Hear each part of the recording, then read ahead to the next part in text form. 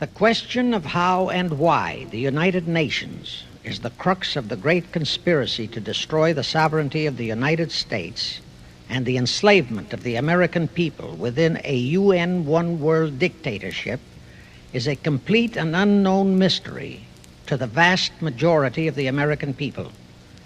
The reason for this unawareness of the frightening danger to our country and to the entire free world is simple. The masterminds behind this great conspiracy have absolute control of all of our mass communications media, especially television, the radio, the press, and Hollywood. We all know that our State Department, the Pentagon, and the White House have brazenly proclaimed that they have the right and the power to manage the news, to tell us not the truth, but what they want us to believe. They have seized that power on orders from their masters of the great conspiracy. And the objective is to brainwash the people into accepting the phony peace bait to transform the United States into an enslaved unit of the United Nations one world government. First of all, bear in mind that the so-called UN police action in Korea, fought by the United States, in which 150,000 of our sons were murdered and maimed, was part of the plot, just as the undeclared by Congress war in Vietnam, in which our sons are dying, is part of the plot, just as the plot against Rhodesia and South Africa, in which our sons will be dying, is part of the UN plot. However, the vitally important thing for all Americans, all you mothers of the boys who died in Korea and are now dying in Vietnam, to know is that our so-called leaders in Washington, whom we elected to safeguard our nation and our Constitution, are the betrayers, and that behind them are a comparatively small group of men whose sole objective is to enslave the whole world of humanity in their satanic plot of one world government. Now, in order to give you a very clear picture of this satanic plot, I will go back to its beginning, clear back in the middle of the 18th century, and name the men who put that plot into action, and then bring you down to the present, today's status of that plot. Now, as a matter of further intelligence, a term used by the FBI, let me clarify the meaning of the expression, "He is a liberal." The enemy, meaning the one world conspirators, have seized upon that word liberal as a cover-up for their activities. It sounds so innocent and so humanitarian to be liberal. We'll make sure that the person who calls himself a liberal or is described as a liberal is not in truth a red. Now then, this satanic plot was launched back in the 1760s when it first came into existence under the name of the Illuminati. This Illuminati was organized by one Adam Weishaupt, born a Jew, who was converted to Catholicism and became a Catholic priest, and then, at the behest of the then newly organized House of Rothschild, defected and organized the Illuminati. Naturally, the Rothschilds financed that operation. And every war since then, beginning with the French Revolution, has been promoted by the Illuminati, operating under various names and guises. I say under various names and guises because after the Illuminati was exposed and became too notorious, Weishaupt and his co-conspirators began to operate under various other names. In the United States, immediately after World War I, they set up what they called the Council on Foreign Relations, commonly referred to as the CFR. And this CFR is actually the Illuminati in the United States. And its hierarchy, the masterminds in control of the CFR, to a very great extent are the descendants of the original Illuminati conspirators. But to conceal that fact, Most of them changed their original family names to American-sounding names. For example, the true name of the Dillons, Clarence and Douglas Dillon, once Secretary of the U.S. Treasury Department, is Lepowski.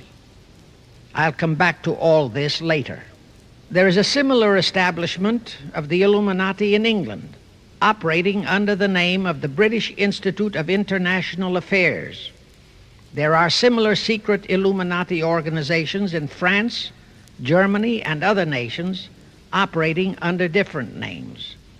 And all these organizations, including the CFR, continuously set up numerous subsidiary or front organizations that are infiltrated into every phase of the various nations' affairs. But at all times, the operations of these organizations were and are masterminded and controlled by the internationalist bankers, who in turn were and are controlled by the Rothschilds. The details of how they accomplished the setting up of the CFR in the United States, as also in the other nations, are far too voluminous to be described in this dissertation. But you can find it complete in News Bulletin number 122, entitled UN is Spawn of the Illuminati, and News Bulletin number 123, entitled CFR Completely Unmasked as Illuminati. Both are published by the Cinema Educational Guild, Post Office Box 46205, Hollywood, California. You can get them for 50 cents per copy by writing to that address. Those news bulletins reveal the names of the original founders of the Illuminati and the Americanized names of their descendants in the present CFR. Now I'll go back to the activities of the original Illuminati conspirators. As revealed in News Bulletin number 122, one branch of the Rothschild family had financed Napoleon. Another branch of the Rothschilds, both branches the real masterminds of the Illuminati, financed Britain, Germany, and the other nations in the Napoleonic Wars. Immediately after the Napoleonic Wars, the Illuminati assumed that all the nations were so destitute and so weary of wars that they'd be glad for any solution. So the Rothschild stooges set up what they called the Congress in Vienna, and at that meeting they tried to create the first League of Nations, their first attempted one world government, on the theory that all the crowned heads of the European governments were so deeply in debt to them that they would willingly or unwillingly serve as their stooges. But the Tsar of Russia caught the stench of the plot and completely torpedoed it. The enraged Nathan Rothschild, then the head of that dynasty, vowed that someday he or his descendants would destroy the Tsar and his entire family. And his descendants did accomplish that very threat in 1917. At this point, bear in mind that the Illuminati was not set up to operate on a short-range basis. Normally, a conspirator of any type enters into a conspiracy with the expectation of achieving his objective during his own lifetime. But that was not the case with the Illuminati. True, they hoped to accomplish their objective during their lifetime. But, paraphrasing The Show Must Go On, the Illuminati operates on the very long-range basis. Whether it will take scores of years or even centuries, they have dedicated their descendants to keep the plot boiling until they hope the conspiracy is achieved. Now let's go back to the birth of the Illuminati. Adam Weishaupt was a Jesuit-trained professor of canon law, teaching in Ingolstadt University when he defected from Christianity to embrace the Luciferian conspiracy. It was in 1770 that the professional moneylenders, the then recently organized House of Rothschild, retained him to revise and modernize the age-old protocols of Zionism, which from the outset was designed to give the synagogue of Satan, so named by Jesus Christ, ultimate world domination, so they could impose the Luciferian ideology upon what would remain of the human race after the final social cataclysm by use of satanic despotism. Weishaupt completed his task May 1st, 1776. Now you know why May 1 is the great day with all communist nations to this very day. That was the day, May 1, 1776, that Weishaupt completed his plan and officially organized the Illuminati to put the plan into execution. That plan required the destruction of all existing governments and religions.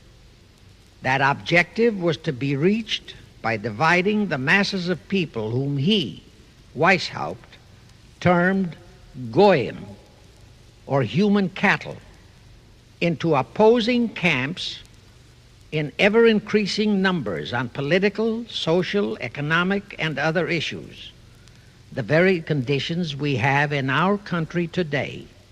The opposing sides were then to be armed and incidents provided which would cause them to fight and weaken themselves and gradually destroy national governments and religious institutions. Again, I say, the very conditions in the world today. And at this point, let me stress a prime feature of the Illuminati plans. When and if their blueprint for world control, the protocols of the elders of Zion, is discovered and exposed, they would wipe all the Jews off the face of the earth in order to divert suspicions from themselves. If you think this is far-fetched, bear in mind that they permitted Hitler, a liberal socialist himself, who was financed by Krupp, Kennedy, the Warburgs, and the Rothschilds, to incinerate 600,000 Jews. Now, just why did the conspirators choose the word Illuminati for their satanic organization? Weishaupt himself said that the word is derived from Lucifer and means holders of the light, using the lie that his objective was to bring about a one-world government to enable those with mental ability to govern the world and prevent all wars in the future. In short, using the word peace on earth as his bait, exactly as that same bait, peace, was used by the 1945 conspirators to foist the United Nations on us. Weishaupt, financed, I repeat, by the Rothschilds, recruited some 2,000 paid followers. These included the most intelligent men in the fields of arts and letters, education, the sciences, finance, and industry. He then established lodges of the Grand Orient, Masonic lodges, to be their secret headquarters. And I again repeat that in all of this he was acting under orders from the House of Rothschild. The main features of the Weishaupt plan of operation required his Illuminati to do the following things to help them to accomplish their purpose. Number one, use monetary and sex bribery to obtain control of men already in high places in the various levels of all governments and other fields of endeavor. Once influential persons had fallen for the lies, deceits, and temptations of the Illuminati, they were to be held in bondage by application of political and other forms of blackmail, threats of financial ruin, public exposure and physical harm, even death, to themselves and loved members of their families. Do you realize how many present top officials in our federal government in Washington are controlled in just that way by the CFR? Do you realize how many homosexuals in our State Department, the Pentagon, all federal agencies, even in the White House, are controlled that way? Number two, Illuminati on the faculties of colleges and universities were to cultivate students possessing exceptional mental ability belonging to well-bred families with international leanings and recommend them for special training in internationalism. Such training was to be provided by granting scholarships to those selected by the Illuminists.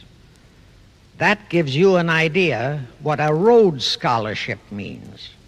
It means indoctrination into accepting the idea that only a one-world government can put an end to recurring wars and strife. That's how the United Nations was sold to the American people. One of the most notable Rhodes Scholars we have in our country is Senator William J. Fulbright, sometimes referred to as Half-Bright. His entire voting record spells Illuminati. All such scholars were to be first persuaded and then convinced that men of special talent and brains have the right to rule those less gifted on the ground that the masses don't know what is best for them physically, mentally, and spiritually. In addition to the Rhodes and similar scholarships, today there are 3 special Illuminati schools located in Gordonstown in Scotland, Salem in Germany, and Anavrita in Greece. These 3 are known ones, but there are others that are kept undercover. Prince Philip, the husband of Britain's Queen Elizabeth, was educated at Gordonstown at the instigation of Lord Louis Mountbatten, his uncle, a Rothschild relative who became Britain's admiral of the fleet after World War II ended. Number 3, all influential people trapped into coming under the control of the Illuminati, plus the students who had been specially educated and trained, were to be used as agents and placed behind the scenes of all governments as experts and specialists, so they would advise the top executives to adopt policies which would, in the long run, serve the secret plans of the Illuminati one-world conspiracy and bring about the destruction of the governments and religions they were elected or appointed to serve. Do you know how many such men operate in our government at this very time? Rusk, McNamara, Hubert Humphrey, Fulbright, Kuchel, and go on and on and on. Number 4, perhaps the most vital directive in Weishaupt's plan was to obtain absolute control of the press, at that time the only mass communications media, to distribute information to the public, so that all news and information could be slanted, so that the masses could be convinced that a one-world government is the only solution to our many and varied problems. Now do you know who owns and controls our mass communications media? I'll tell you, practically all the movie lots in Hollywood is owned by the Lehmans, Kuhn Loeb and Company, Goldman Sachs, and other internationalist bankers. All the national radio and TV channels in the nation are owned and controlled by those same internationalist bankers. The same is true of every chain of metropolitan newspapers and magazines, also of the press wire services, such as Associated Press, United Press International, etc. The supposed heads of all those media are merely the fronts for the internationalist bankers, who in turn compose the hierarchy of the CFR, today's Illuminati in America. Now can you understand why the Pentagon's press agent Sylvester so brazenly proclaimed that the government has the right to lie to the people? What he really meant was that our CFR-controlled government had the power to lie to and be believed by the brainwashed American people. And let's again go back to the first days of the Illuminati. Because Britain and France were the 2 greatest world powers in the late years of the 18th century, Weishaupt ordered the Illuminati to foment the colonial wars, including our Revolutionary War, to weaken the British Empire and organize the French Revolution to destroy the French Empire. He scheduled the French Revolution to start in 1789. However, in 1784, a true act of God placed the Bavarian government in possession of evidence which proved the existence of the Illuminati, and that evidence could have saved France if they, the French government, hadn't refused to believe it. Here is how that act of God happened. It was in 1874 that Weishaupt issued his orders for the French Revolution. A German writer named Zwack put it into book form. It contained the entire Illuminati story and Weishaupt's plans. A copy of this book was sent to the Illuminists in France, headed by Robespierre, whom Weishaupt had delegated to foment the French Revolution.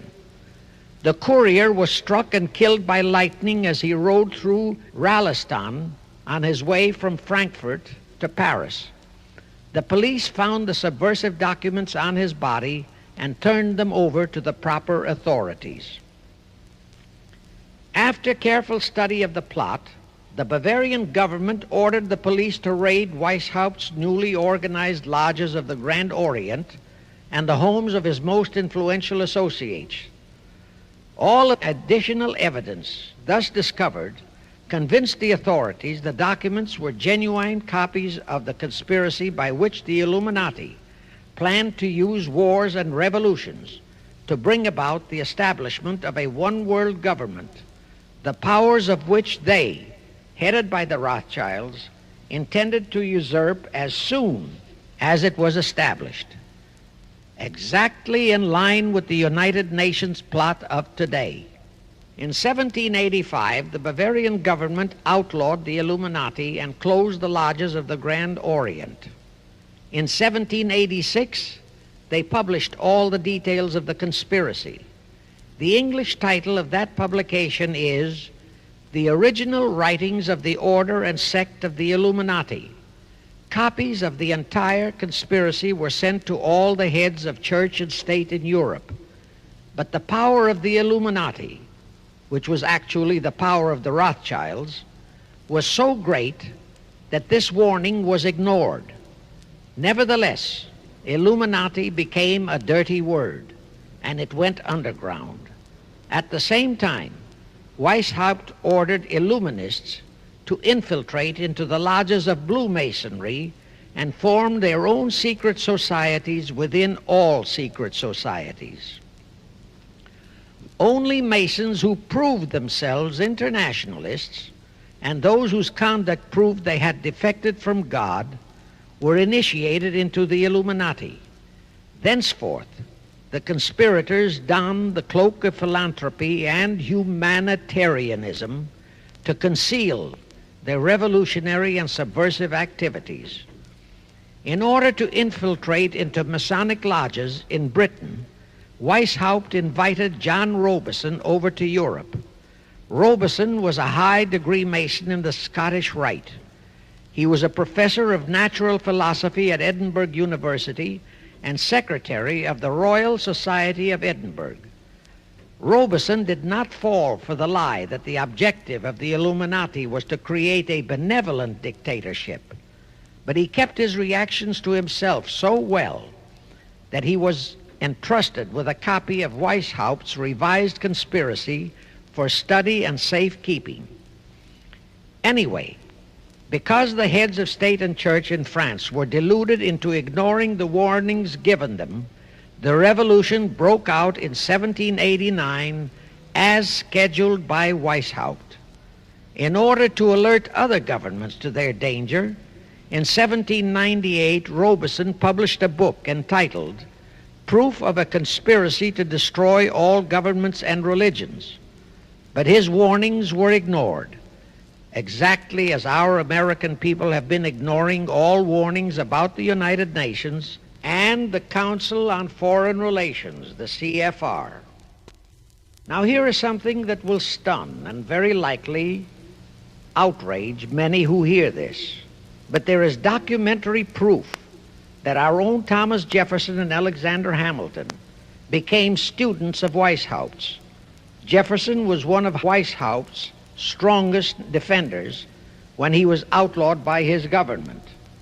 And it was Jefferson who infiltrated the Illuminati into the then newly organized lodges of the Scottish Rite in New England.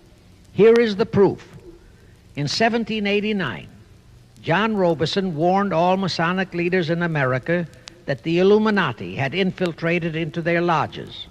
And on July 19, 1789, David Papin, president of Harvard University, issued the same warning to the graduating class and lectured them on the influence Illuminism was acquiring on American politics and religion.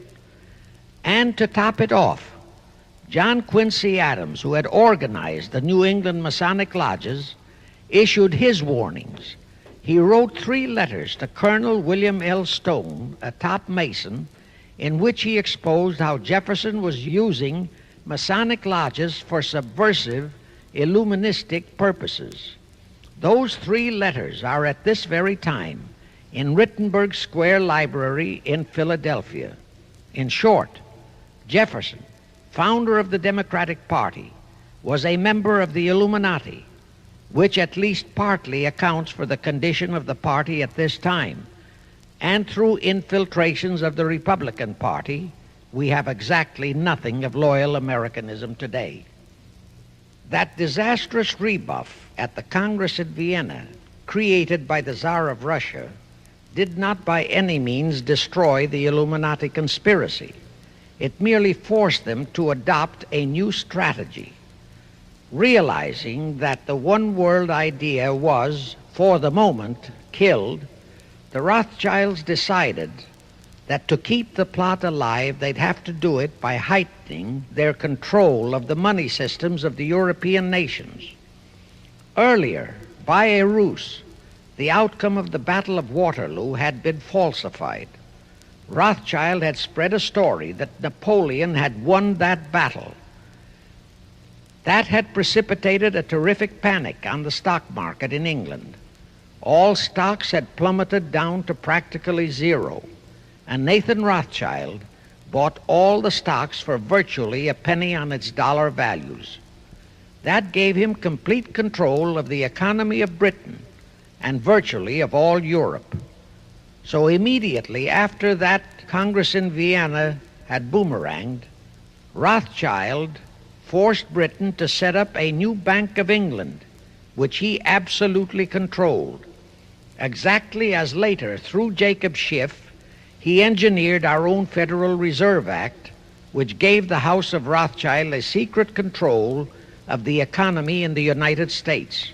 But now for a moment, let's dwell on the activities of the Illuminati in the United States.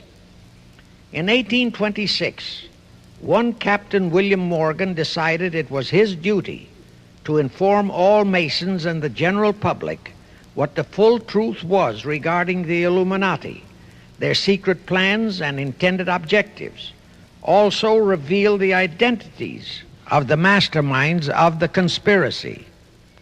The Illuminati promptly tried Morgan in absentia and convicted him of treason. They ordered one Richard Howard, an English Illuminist, to carry out their sentence of execution as a traitor.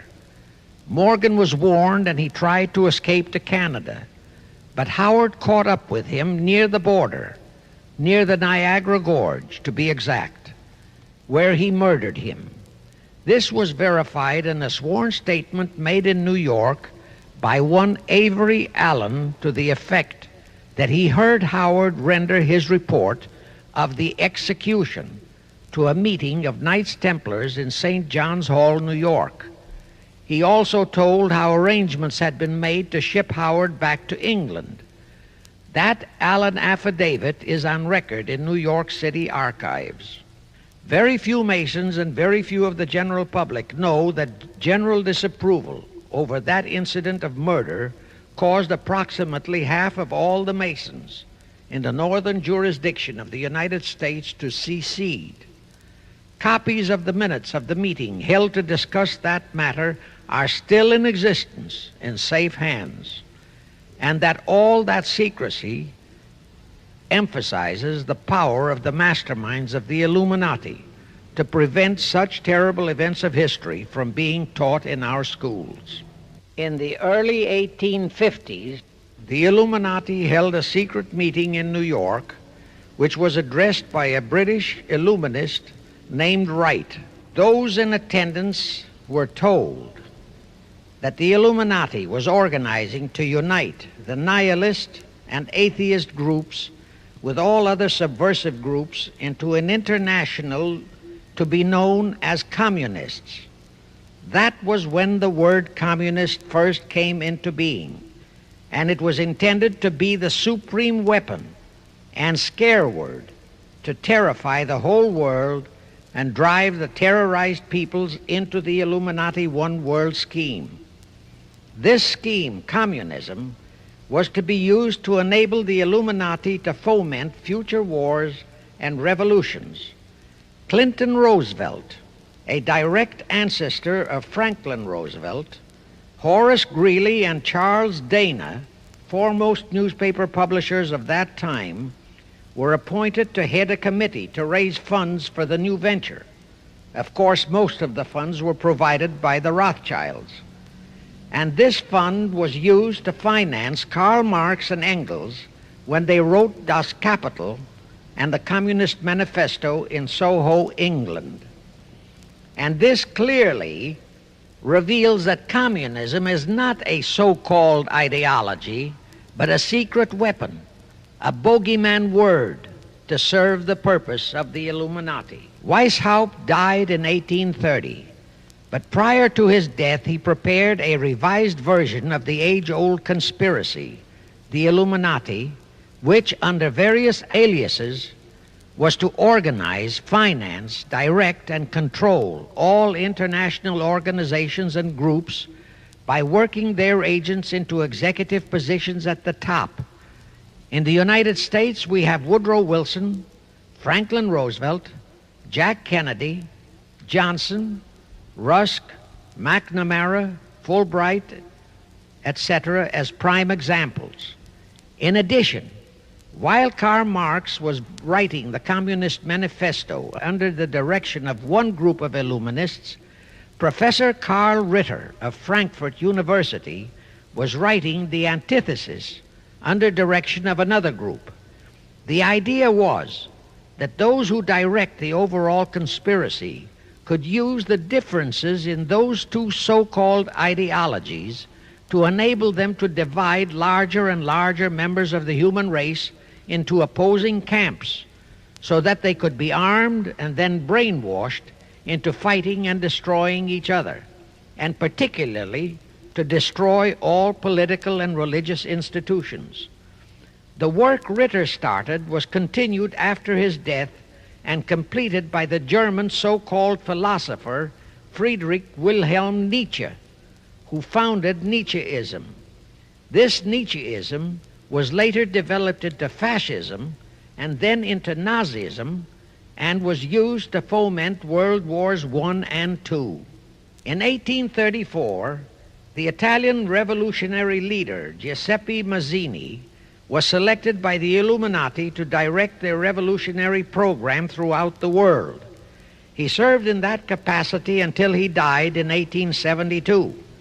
But some years before he died, Mazzini had enticed an American general named Albert Pike into the Illuminati. Pike was fascinated by the idea of a one-world government, and ultimately he became the head of this Luciferian conspiracy.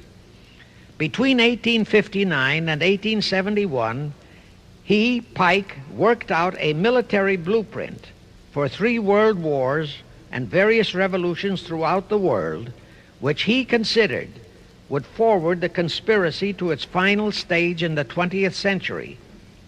Again, I remind that these conspirators were never concerned with immediate success. They always operated on a long-range view. Pike did most of his work in his home in Little Rock, Arkansas, but a few years later, when the Illuminati's lodges of the Grand Orient became suspect and repudiated because of Mazzini's revolutionary activities in Europe, Pike organized what he called the New and Reformed Palladian Rite. He set up 3 Supreme Councils, one in Charleston, South Carolina, one in Rome, Italy, and the 3rd in Berlin, Germany.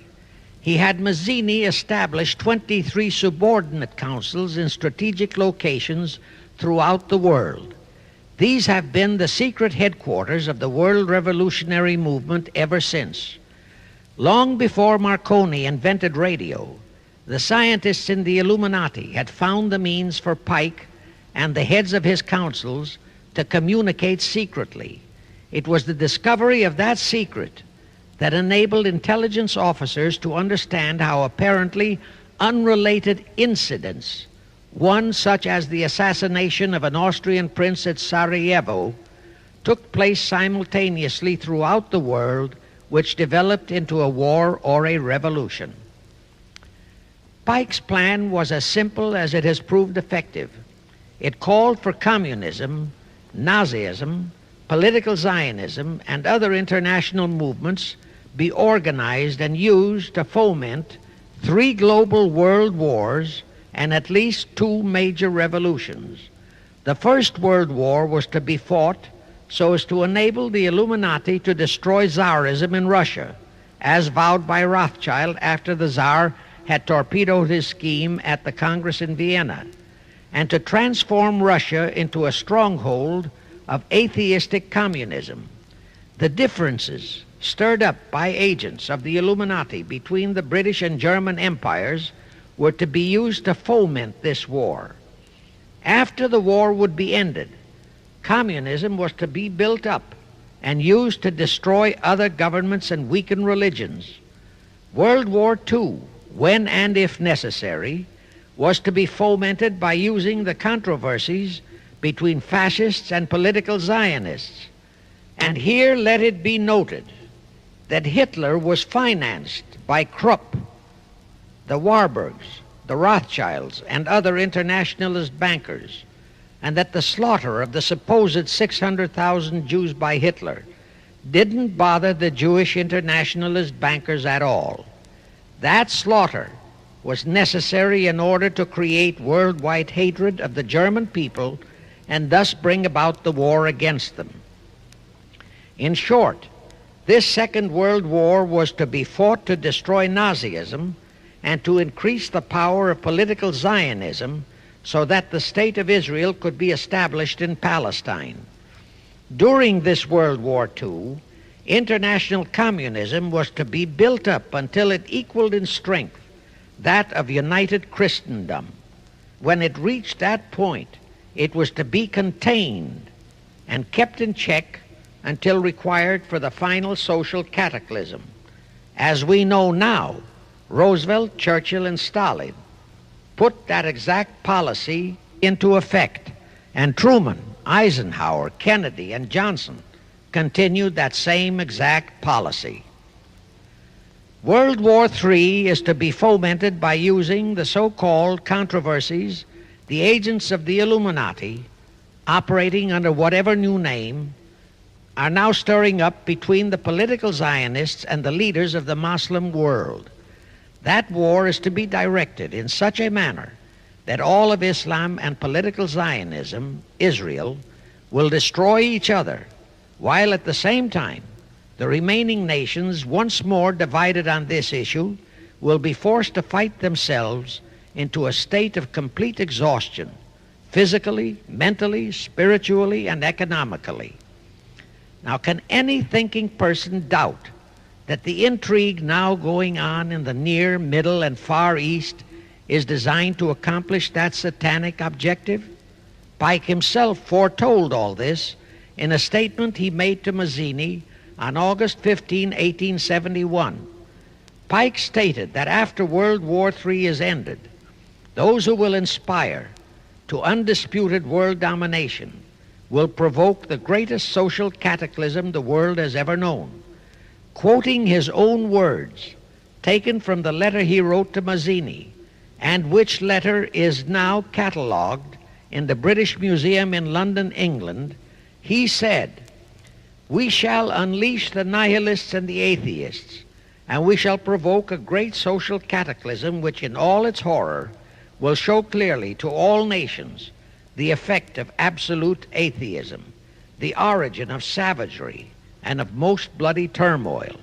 Then everywhere the people forced to defend themselves against the world minority of revolutionaries will exterminate those destroyers of civilization, and the multitudes disillusioned with Christianity, whose deistic spirits will be from that moment on without direction and leadership, and anxious for an ideal but without knowledge where to send its adoration, will receive the true light through the universal manifestation of the pure doctrine of Lucifer, brought finally out into public view, a manifestation which will result from a general reactionary movement which will follow the destruction of Christianity and atheism, both conquered and exterminated at the same time." When Mazzini died in 1872, Pike made another Italian revolutionary leader named Adrian Lemmy his successor. Lemmy, in turn, was succeeded by Lenin and Trotsky, then by Stalin. The revolutionary activities of all those men were financed by British, French, German, and American international bankers, all of them dominated by the House of Rothschild.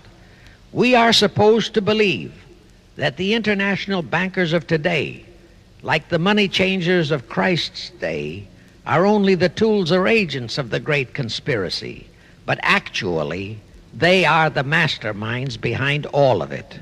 While the general public has been brainwashed by all the mass communications media into believing that communism is a movement of the so-called workers, the actual fact is that both British and American intelligence officers have authentic documentary evidence that international liberals operating through their international banking houses, particularly the House of Rothschild, have financed both sides in every war and revolution since 1776. Those who today comprise the conspiracy, the CFR in the United States, direct our governments, whom they hold in usury through such methods as the Federal Reserve System in America, to fight wars such as Vietnam, created by the United Nations, so as to further Pike's Illuminati plans to bring the world to that stage of the conspiracy when atheistic communism and the whole of Christianity can be forced into an all-out Third World War within each remaining nation, as well as on an international scale. The headquarters of the great conspiracy in the late 1700s was in Frankfurt, Germany, where the House of Rothschild had been established by Mayer Anschelm, who adopted the Rothschild name and linked together other international financiers who had literally sold their souls to the devil. After the Bavarian government's exposure in 1786, the conspirators moved their headquarters to Switzerland, then to London. Since World War II, after Jacob Schiff, the Rothschild's boy in America, died, the headquarters of the American branch has been in the Harold Pratt Building, New York, and the Rockefellers, originally protégés of Schiff, have taken over the manipulation of finances in America for the Illuminati. In the final phases of the conspiracy, the one world government will consist of the king dictator, head of the United Nations, the CFR, and a few billionaires, economists, and scientists who have proved their devotion to the great conspiracy. All others are to be integrated into a vast conglomeration of mongrelized humanity, actually slaves. Now let me show you how our federal government and the American people have been sucked into the one world takeover plot of the Illuminati great conspiracy. And always bear in mind that the United Nations was created to become the housing for that one world so-called liberal conspiracy. The real foundations of the plot for the takeover of the United States were laid during the period of our Civil War. Not that Weishaupt and the earlier masterminds had ever overlooked the New World. As I have previously indicated, Weishaupt had his agents planted over here as far back as the Revolutionary War. But George Washington was more than a match for them. It was during the Civil War that the conspirators launched their first concrete efforts. We know that Judah Benjamin, chief advisor of Jefferson Davis, was a Rothschild agent.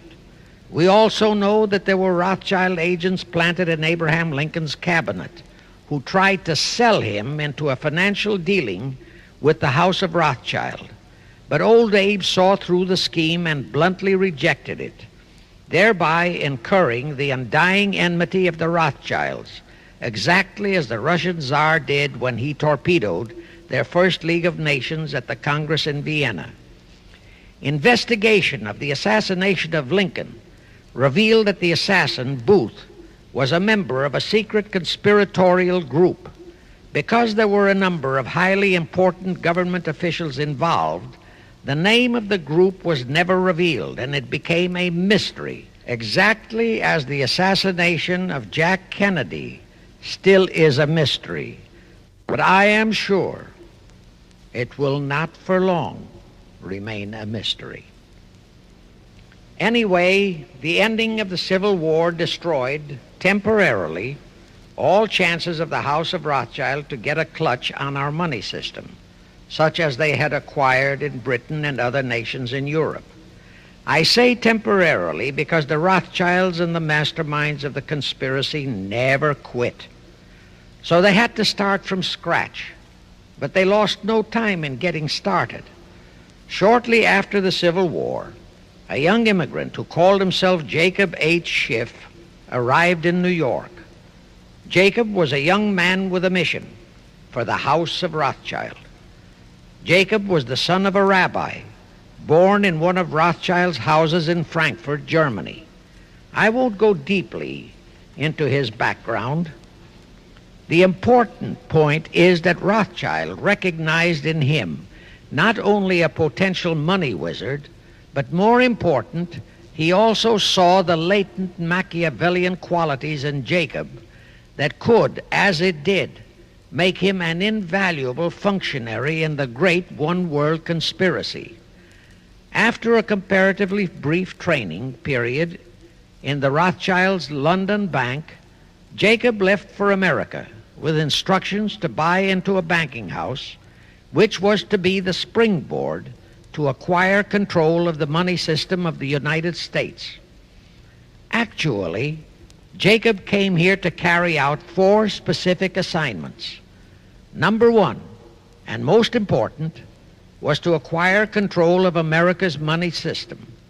Number 2, find desirable men who, for a price, would be willing to serve as stooges for the great conspiracy and promote them into high places in our federal government, our Congress, in the U.S. Supreme Court, and all federal agencies. Number 3, create minority group strife throughout the nations, particularly between whites and blacks. Number 4, create a movement to destroy religion in the United States, but Christianity to be the chief target. Earlier, I stated that Jacob Schiff came to America with orders by Rothschild to carry out 4 specific directives. The first and most important one was to get control of the United States money system. Let's trace Schiff's step to accomplish that directive. As a first step, he had to buy into a banking house, but it had to be the kind of a house that he could absolutely control and mold for that primary objective of entrapping our U.S. money system. After carefully scouting around, Jacob bought a partnership in a firm that called itself Kuhn and Loeb. Like Schiff, Kuhn and Loeb were immigrants from German Jewish ghettos. They came to the United States in the mid-1840s. Both started their business careers as itinerant pack peddlers. In the early 1850s, they pooled their interests and set up a merchandising store in Lafayette, Indiana, under the firm name of Kuhn and Loeb, servicing the covered wagon settlers on their way west. In the years that followed, they set up similar stores in Cincinnati and St. Louis. Then they added pawnbroking to their merchandising pursuits. From that to money lending was a short and quick step. By the time Schiff arrived on the scene, Kuhn and Loeb was a well-known private banking firm, and this is the firm Jacob bought into. Shortly after he became a partner in Kuhn and Loeb, Schiff married Loeb's daughter, Teresa. Then he bought out Kuhn's interests and moved the firm to New York, and Kuhn and Loeb became Kuhn, Loeb and Company, international bankers, with Jacob Schiff, agent of the Rothschilds, ostensibly the sole owner. And throughout his career, this blend of Judas and Machiavelli, the first hierarch of the Illuminati, great conspiracy in America, posed as a generous philanthropist and a man of great holiness, the cover-up policy set forth by the Illuminati. As I have stated, the first great step of the conspiracy was to be the entrapment of our money system. To achieve that objective, Schiff had to get full cooperation of the then big banker elements in America, and that was easier said than done. Even in those years, Wall Street was the heart of the American money mart, and J.P. Morgan was its dictator. Next in line were the Drexels and the Biddles in Philadelphia. All the other financiers, big and little, danced to the music of those three houses, but particularly to that of Morgan. All of those three were proud, haughty, arrogant potentates. For the first few years, they viewed the little bewhiskered man from the German ghettos with utter contempt. But Jacob knew how to overcome that. He threw a few Rothschild bones to them, said bones being distribution in America of desirable European stock and bond issues. Then he discovered he had a still more potent weapon in his hands in the following. It was in the decades following our Civil War that our industries began to burgeon. We had great railroads to build. The oil, mining, steel, textile industries were bursting out of their swaddling clothes. All that called for vast financing. Much of that financing had to come from abroad. That meant the House of Rothschild, and that was when Schiff came into his own. He played a very crafty game. He became the patron saint of John D. Rockefeller, Edward R. Harriman, and Andrew Carnegie. He financed the Standard Oil Company for Rocky, the railroad empire for Harriman, and the steel empire for Carnegie. But instead of hogging all the other industries for Kuhn, Loeb and Company, he opened the doors of the House of Rothschild to Morgan, Biddle, and Drexel. In turn, Rothschild arranged the setting up of London, Paris, European, and other branches for those three, but always in partnerships with Rothschild subordinates. And Rothschild made it very clear to all those men that Schiff was to be the boss in New York. Thus, at the turn of the century, Schiff had a tight control of the entire banking fraternity on Wall Street, which by then, with Schiff's help, included Lehman Brothers, Goldman Sachs, and other internationalist banks, headed by men chosen by the Rothschilds. In short, that meant control of the nation's money powers, and he was then ready for the giant step, the entrapment of our national money system. Now, under our Constitution, all control of our money system is vested solely in our Congress. Schiff's next important step was to seduce our Congress to betray that constitutional edict by surrendering that control to the hierarchy of the Illuminati's great conspiracy. In order to legalize that surrender and thus make the people powerless to resist it, it would be necessary to have Congress enact special legislation. To accomplish that, Schiff would have to infiltrate stooges into both houses of Congress, stooges powerful enough to railroad Congress into passing such legislation. Equally, or even more important, he would have to plant a stooge in the White House, a president without integrity and without scruples, who would sign that legislation into law. To accomplish that, he had to get control of either the Republican or the Democratic Party. The Democratic Party was the more vulnerable. It was the hungrier of the two parties. Except for Grover Cleveland, the Democrats had been unable to land one of their men in the White House since before the Civil War. There were two reasons for that. Number one, poverty of the party. Number two, there were considerably more Republican-minded voters than Democrats. The poverty matter was not a great problem, but the voter problem was a different story. But as I previously said, Schiff was a smart cookie. Here is the atrocious and murderous method he employed to solve that voter problem. His solution emphasizes how very little the Jewish internationalist bankers care about their own racial brethren, as you shall see. Suddenly, around 1890, there broke out a nationwide series of pogroms in Russia. Many, many thousands of innocent Jews, men, women, and children, were slaughtered by the Cossacks and other peasants. Similar pogroms with similar slaughter of innocent Jews broke out in Poland, Romania, and Bulgaria. All those pogroms were fomented by Rothschild agents. As a result, Jewish terrified refugees from all those nations swarmed into the United States, and that continued throughout the next 2 or 3 decades because the pogroms were continuous through all those years. All those refugees were aided by self-styled humanitarian committees set up by Schiff, the Rothschilds, and all the Rothschild affiliates. In the main, the refugees streamed into New York, but the Schiff-Rothschild humanitarian committees found ways to shuffle many of them into other large cities, such as Chicago, Boston, Philadelphia, Detroit, Los Angeles, etc. All of them were quickly transformed into naturalized citizens and educated to register as Democrats. Thus, all of that so-called minority group became solid Democratic voter blocs in their communities, all controlled and maneuvered by their so-called benefactors. And shortly after the turn of the century, they became vital factors in the political life of our nation. That was one of the methods Schiff employed to plant men like Nelson Aldrich in our Senate and Woodrow Wilson in the White House.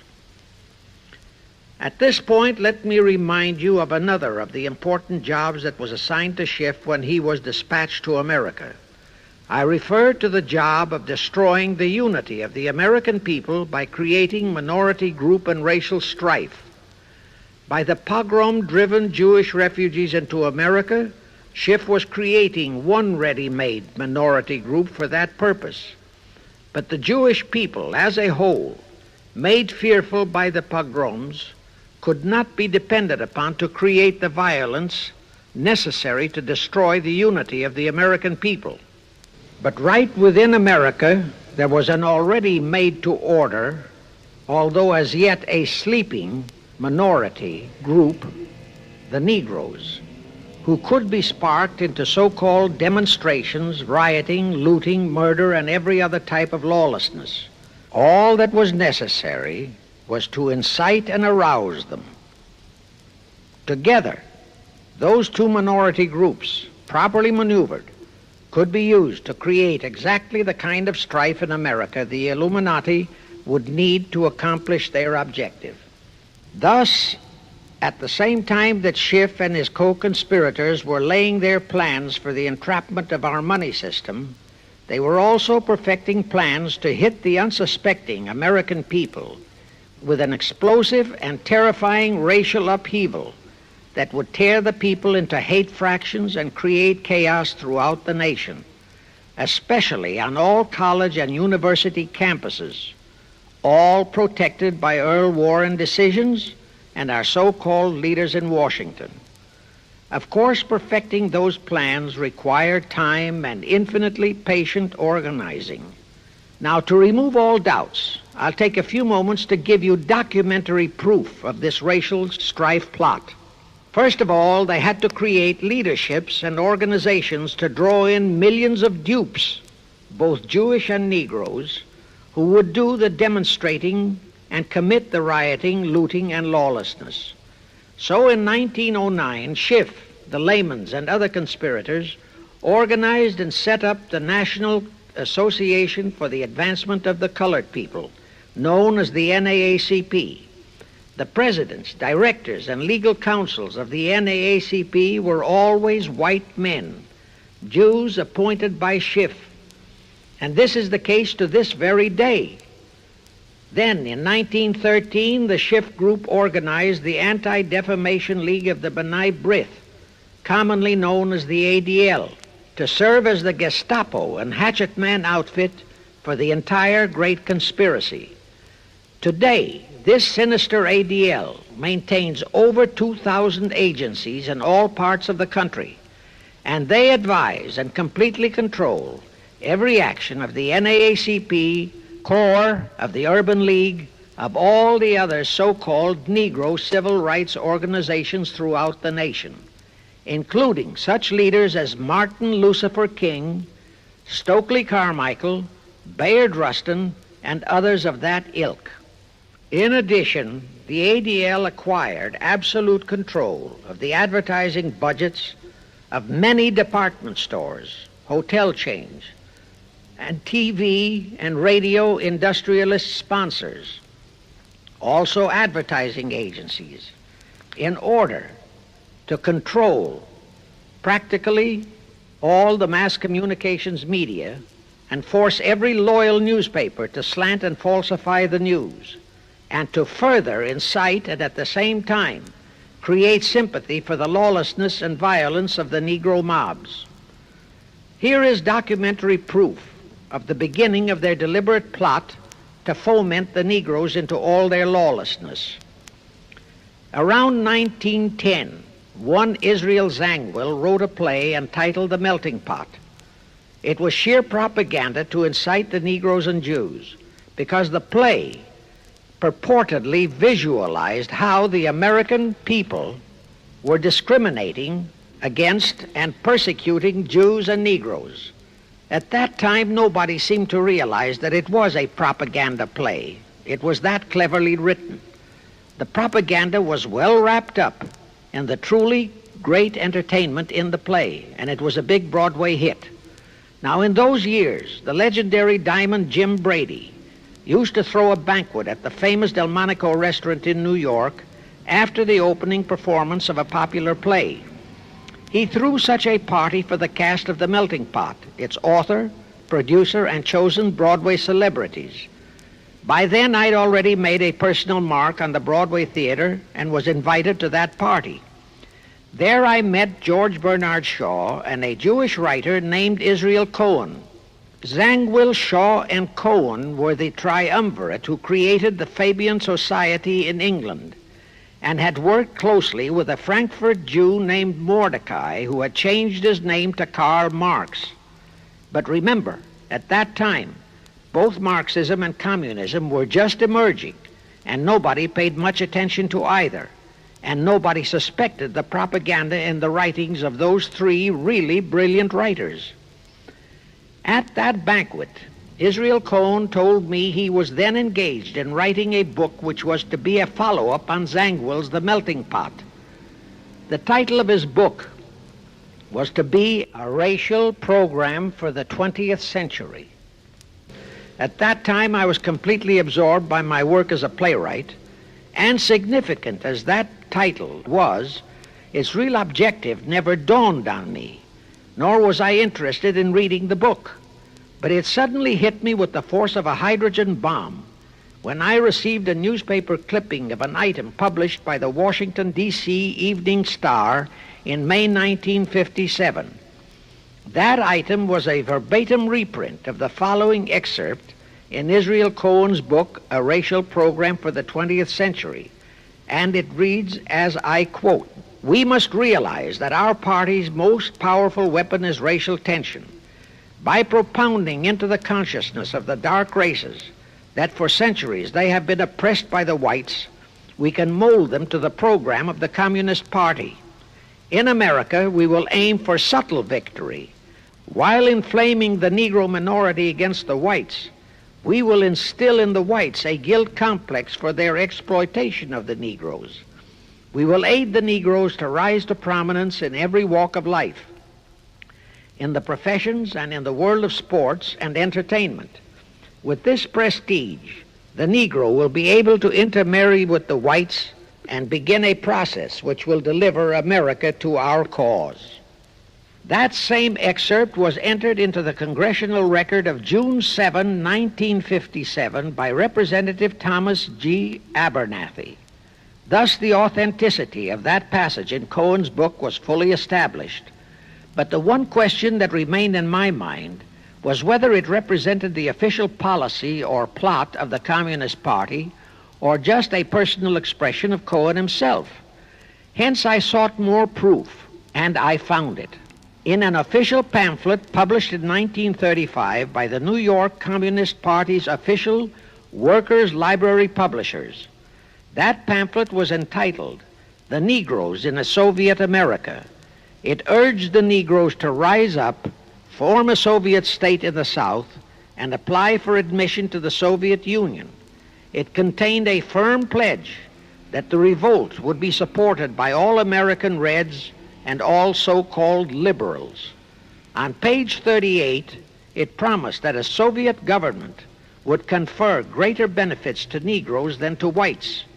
And again, this official communist pamphlet pledged that, I quote, "Any act of discrimination or prejudice against a Negro will become a crime under the revolutionary law," unquote.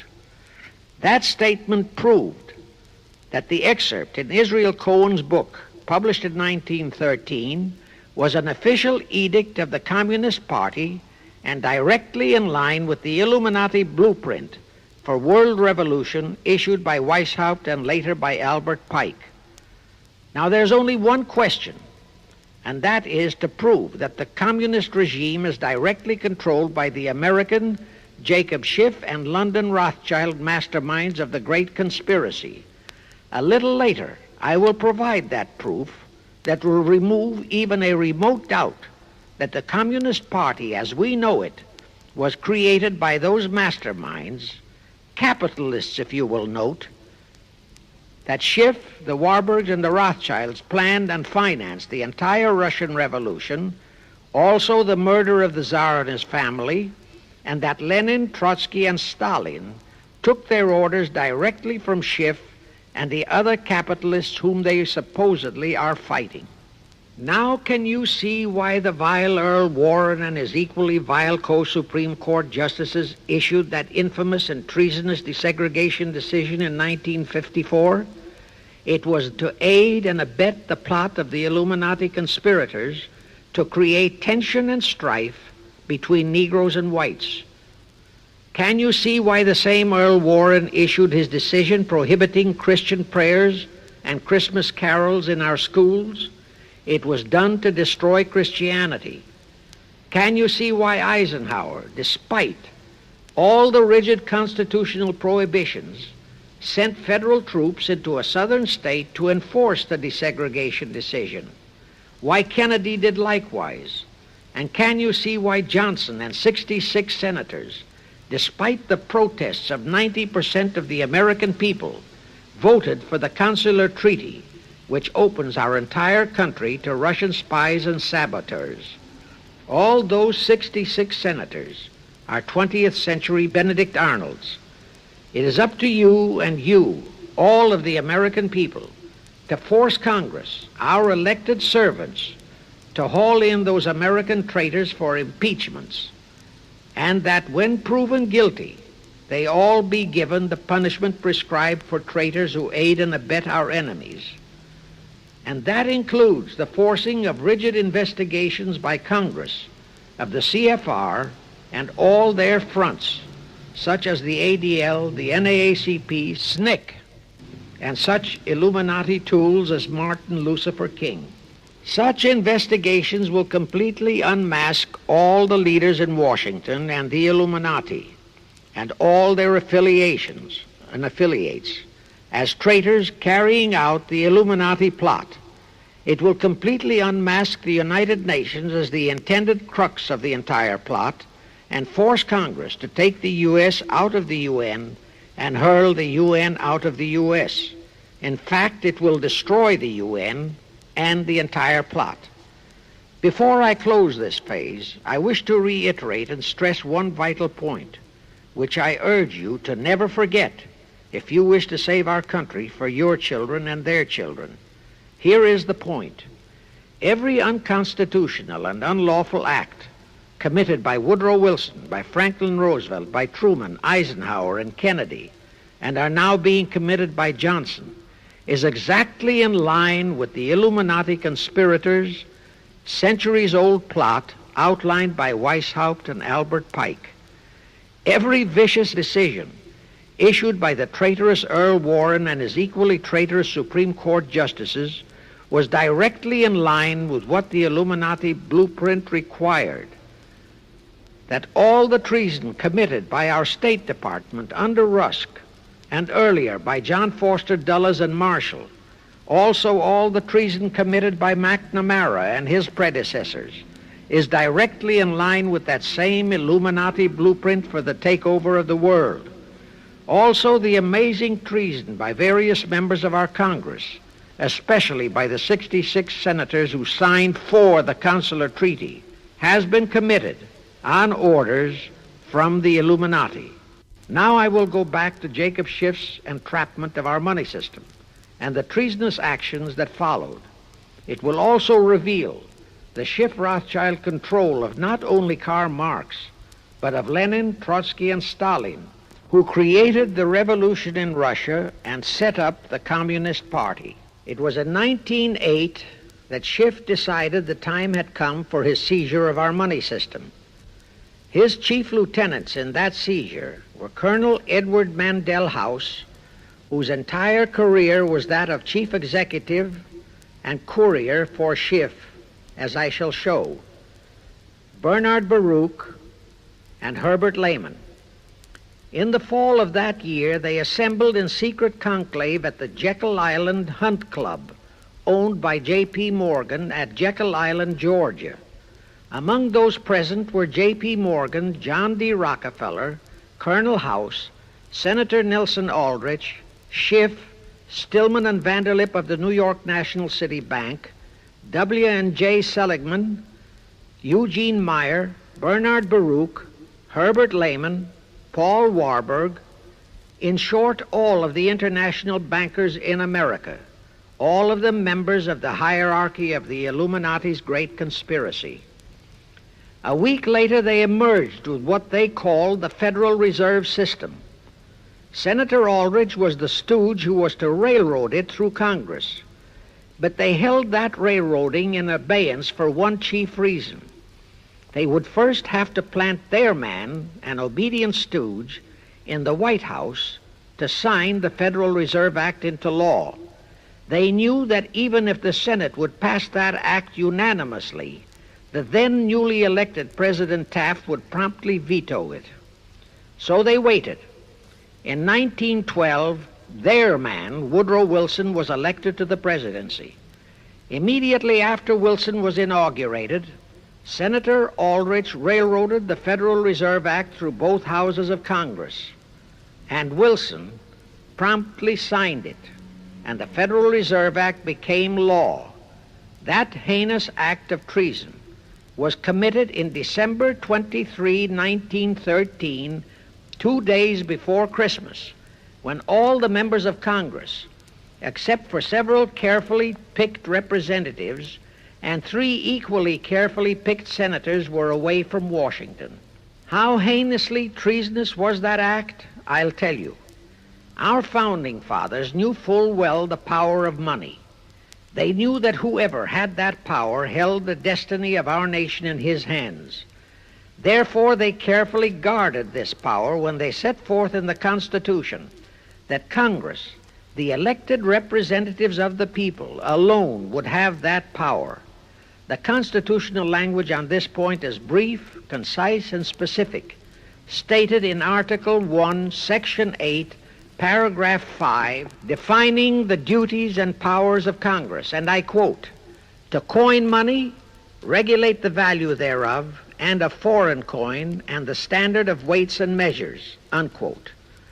But on that tragic, unforgettable day of infamy, December 23, 1913, the men we sent to Washington to safeguard our interests, the representatives and senators and Woodrow Wilson, delivered the destiny of our nation into the hands of two aliens from Eastern Europe, Jacob Schiff and Paul Warburg. Warburg was a very recent immigrant who came here on orders from Rothschild for the express purpose of blueprinting that foul Federal Reserve Act. Now, the vast majority of the American people think that the Federal Reserve System is a United States government-owned agency. That is positively false.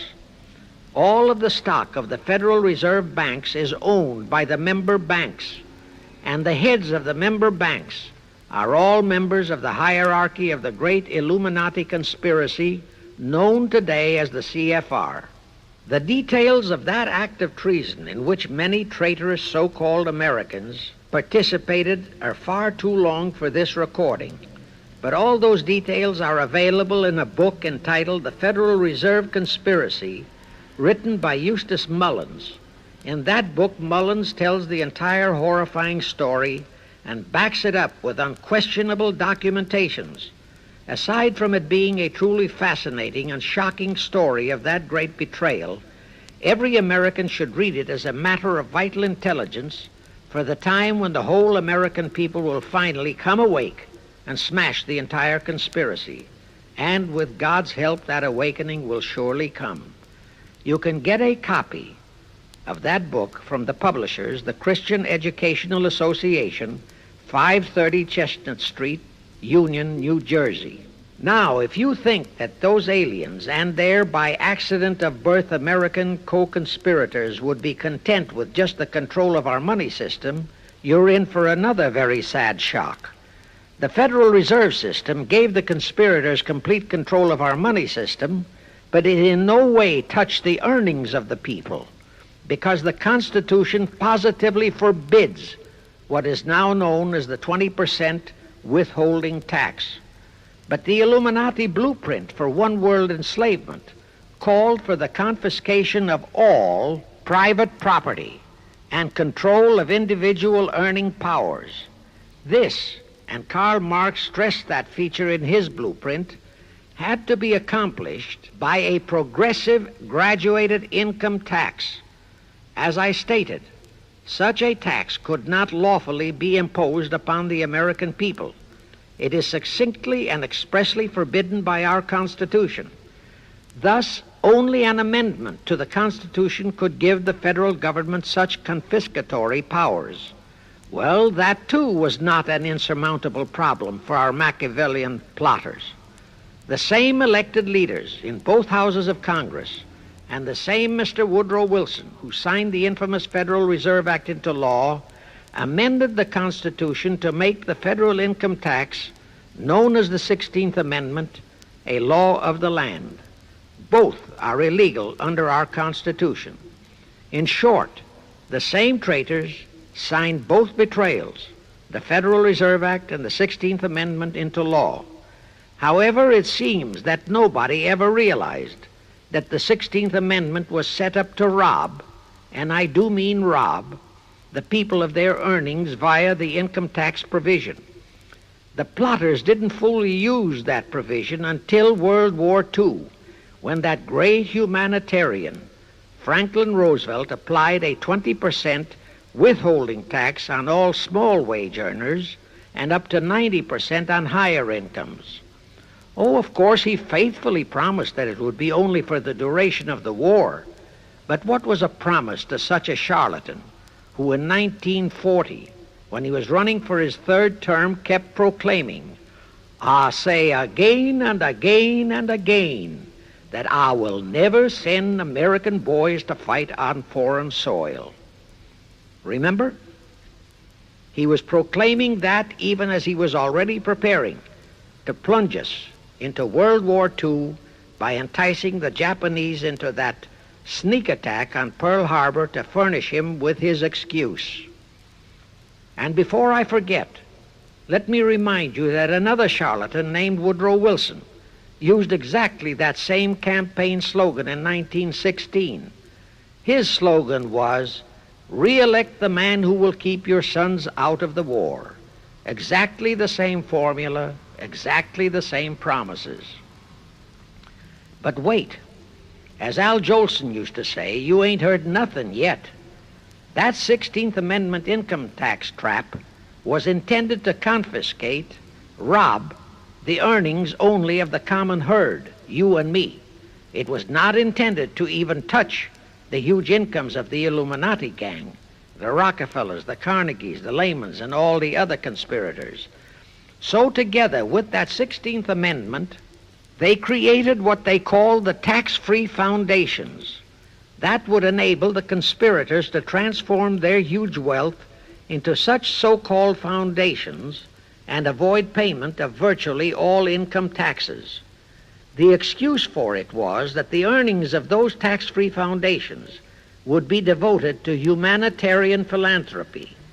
So we now have the several Rockefeller foundations, the Carnegie Endowment Fund, the Ford Foundation, the Mellon Foundation, and hundreds of similar tax-free foundations. And what kind of philanthropy do these foundations support? Well, they finance all the civil rights groups that are creating all the chaos and rioting all over the country. They finance the Martin Lucifer Kings. The Ford Foundation finances the Center for the Study of Democratic Institutions in Santa Barbara, commonly referred to as Moscow West, and which is headed by Wonderboy Hutchins, Walter Reuther, Irwin Canham, and others of that ilk. In short, the tax-free foundation financed those who are doing the job for the Illuminati great conspiracy. And what are the hundreds of billions of dollars they confiscate every year from the earnings of the common herd, you and me, used for? Well, for one thing, there's the foreign aid gimmick, which gave billions to communist Tito, plus gifts of hundreds of jet planes, many of which were turned over to Castro, plus the costs of training communist pilots so that they can the better shoot down our planes, billions to Red Poland, billions to India, billions to Sukarno, billions to other enemies of the United States. That's what that treasonously railroaded 16th Amendment has done to our nation, to the American people, to you and to me, to your children and their children. Our CFR Illuminati-controlled federal government can grant tax-free status to all foundations and pro-red one-world outfits, such as the Fund for the Republic. But if you, or a patriotic pro-organization, is too outspokenly pro-American, they can terrify and intimidate you by finding a misplaced comma in your income tax report and by threatening you with penalties, fines, and even prison. Future historians will wonder how the American people could have been so naive and stupid as to have permitted such audaciously brazen acts of treason as the Federal Reserve Act and the 16th Amendment. Well, they were not naive and they were not stupid. The answer is they trusted the men they elected to safeguard our country and our people, and they just didn't have even an inkling about either betrayal until after each one had been accomplished. It was the Illuminati-controlled mass communications media that kept and is keeping our people naive and stupid and unaware of the treason being committed. Now the great question is, when will the people wake up and do to our traitors of today what George Washington and our founding fathers would have done to Benedict Arnold? Actually, Benedict Arnold was a petty traitor compared to our present traitors in Washington. Now let's go back to the events that followed the rape of our Constitution by the passage of the Federal Reserve Act of the 16th Amendment. With Wilson completely under their control, the masterminds of the great conspiracy put in motion their next and what they hoped would be their final steps to achieve their one-world government. The first of those steps was to be World War I. Why war? Simple. The only excuse for a one-world government is that it will supposedly ensure peace. The only thing that can make people cry for peace is war. War brings chaos, destruction, exhaustion, to winner as well as to loser. It brings economic ruin to both. Most important, it destroys the flower of the young manhood of both. To the saddened and heartbroken oldsters, the mothers and fathers, who are left with nothing but memories of their beloved sons, peace becomes worth any price. And that is the emotion upon which the conspirators depend for the success of their satanic plot. Throughout the 19th century, from 1814 to 1914, the world as a whole was at peace. Such wars as the Franco-Prussian, our own Civil War, the Russo-Japanese War, were what might be termed local disturbances that did not affect the rest of the world. All the great nations were prosperous, the peoples staunchly nationalistic and fiercely proud of their sovereignties. It was utterly unthinkable that the French and the German peoples would be willing to live under a one-world government, or the Turks and the Russians, or the Chinese and the Japanese.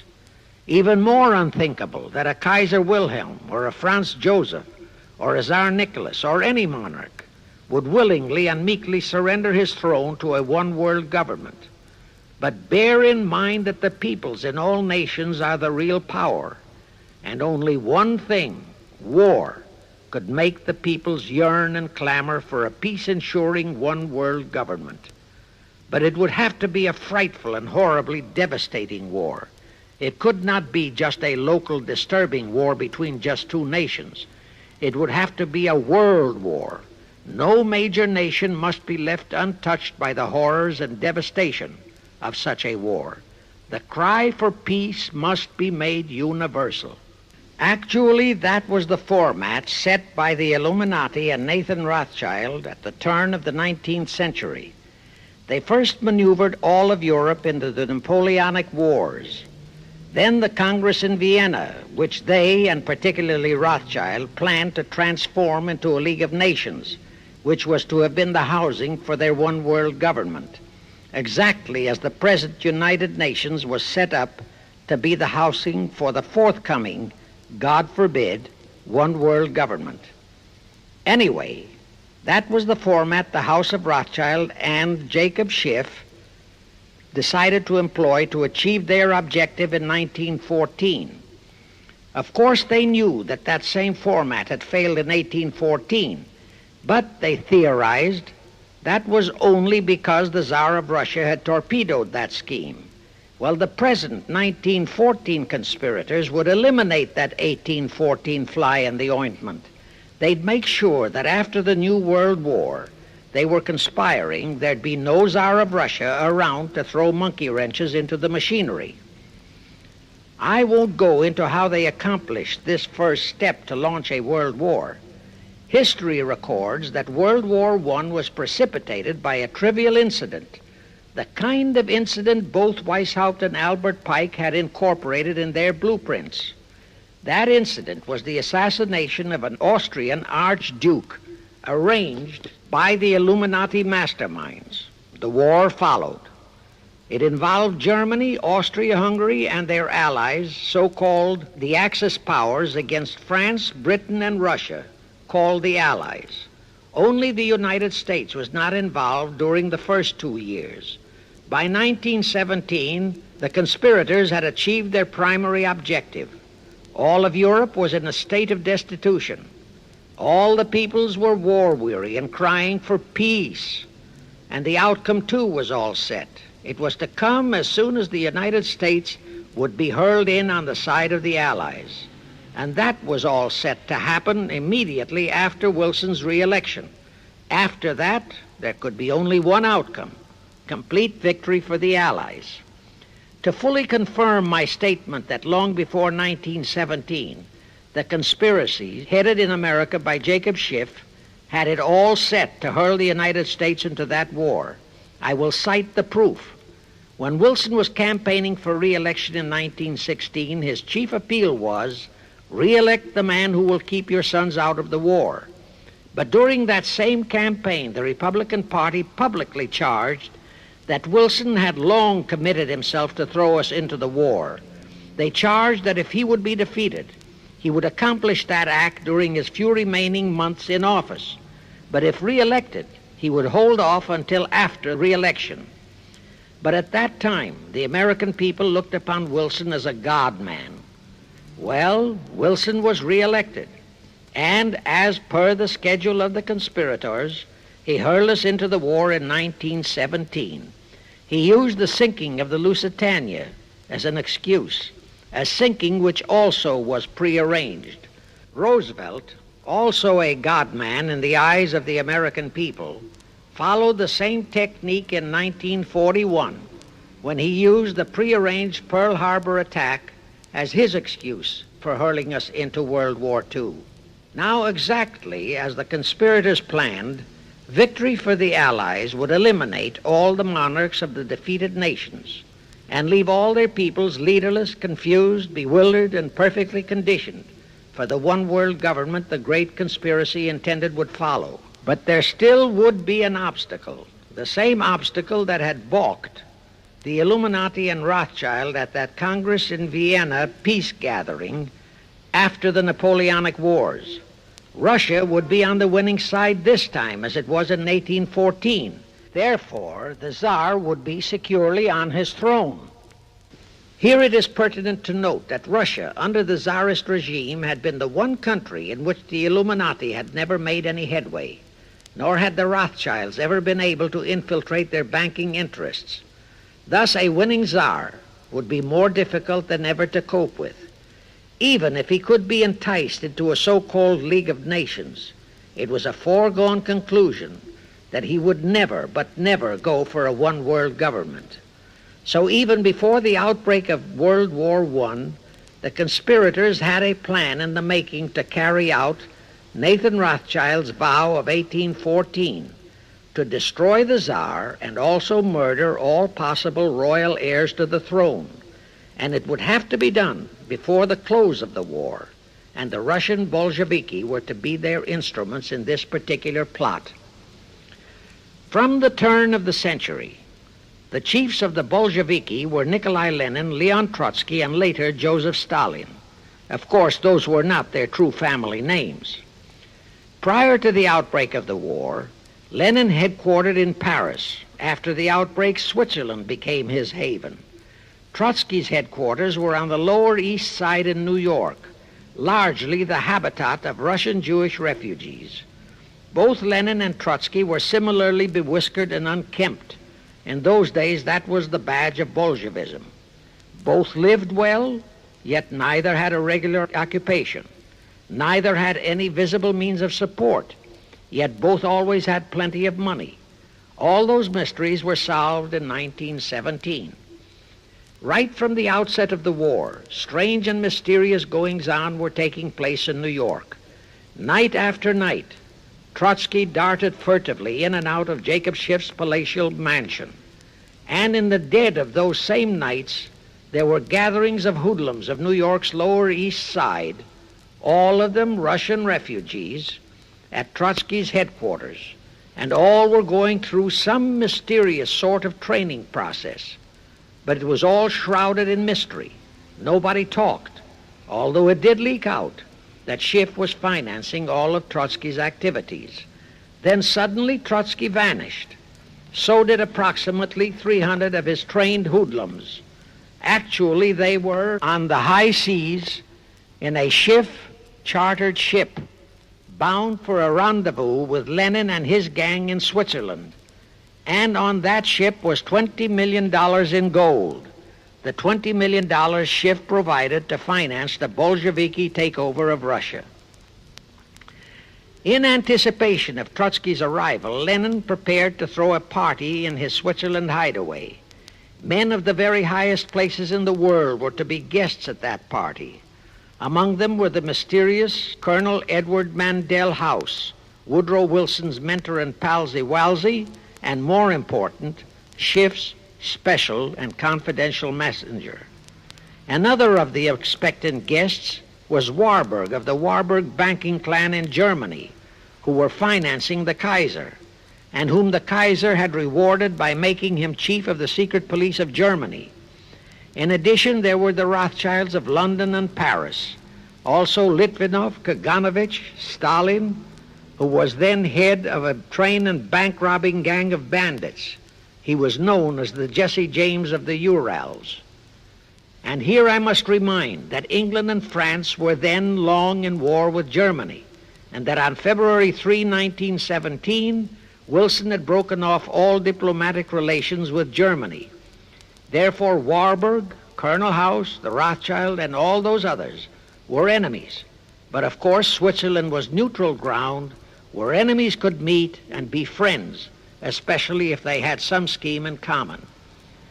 That Lenin party was very nearly wrecked by an unforeseen incident. The Schiff-chartered ship on its way to Switzerland was intercepted and taken into custody by a British warship. But Schiff quickly rushed orders to Wilson to order the British to release the ship intact with the Trotsky hoodlums and the gold.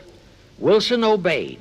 He warned the British that if they refused to release the ship, the United States would not enter the war in April as he had faithfully promised a year earlier. The British heeded the warning. Trotsky arrived in Switzerland, and the Lenin party went off as scheduled. But they still faced what ordinarily would have been the insurmountable obstacle of getting the Lenin-Trotsky band of terrorists across the border into Russia. Well, that's where Brother Warburg, chief of the German secret police, came in. He loaded all those thugs into sealed freight cars and made all the necessary arrangement for their secret entry into Russia. The rest is history. The revolution in Russia took place, and all members of the royal Romanov family were murdered. Now, my chief objective is to establish beyond even a remote doubt that communism, so-called, is an integral part of the Illuminati's great conspiracy for the enslavement of the entire world, that communism, so-called, is merely their weapon and bogeyman word to terrify the peoples of the whole world, and that the conquest of Russia and the creation of communism was in great part organized by Schiff and the other international bankers right in our own city of New York. A fantastic story? Yes. Some might even refuse to believe it. Well, for the benefit of any doubting Thomas, I will prove it by reminding that just a few years ago, Charlie Knickerbocker, a Hearst newspaper columnist, published an interview with John Schiff, grandson of Jacob, in which young Schiff confirmed the entire story and named the figure old Jacob contributed, $20 million. If anybody still has even a remote doubt that the entire menace of communism was created by the masterminds of the great conspiracy right in our own city of New York, I will cite the following historical fact. All records show that when Lenin and Trotsky engineered the capture of Russia, they operated as heads of the Bolsheviki party. Now, Bolshevism is a purely Russian word. The masterminds realized that Bolshevism could never be sold as an ideology to any but the Russian people. So in April 1918, Jacob Schiff dispatched Colonel House to Moscow with orders to Lenin, Trotsky, and Stalin to change the name of their regime to the Communist Party and to adopt the Karl Marx Manifesto as the constitution of the Communist Party. Lenin, Trotsky, and Stalin obeyed. And that year of 1918 was when the Communist Party and the menace of communism came into being. All this is confirmed in Webster's Collegiate Dictionary, 5th edition. In short, communism was created by the capitalists. Thus, until November 11, 1918, the entire fiendish plan of the conspirators worked perfectly. All the great nations, including the United States, were war-weary, devastated, mourning their dead. Peace was the great universal desire. Thus, when it was proposed by Wilson to set up a League of Nations to ensure peace, all the great nations, with no Russian Tsar to stand in their way, jumped on that bandwagon without even stopping to read the fine print in that insurance policy. That is all but one, the United States, the very one that Schiff and his co-conspirators least expected would balk. And that was their one fatal mistake in that early plot. You see, when Schiff planted Woodrow Wilson in the White House, the conspirators assumed that they had the United States in the proverbial bag. Wilson had been perfectly built up as a great humanitarian. He supposedly became established as a God-man with the American people.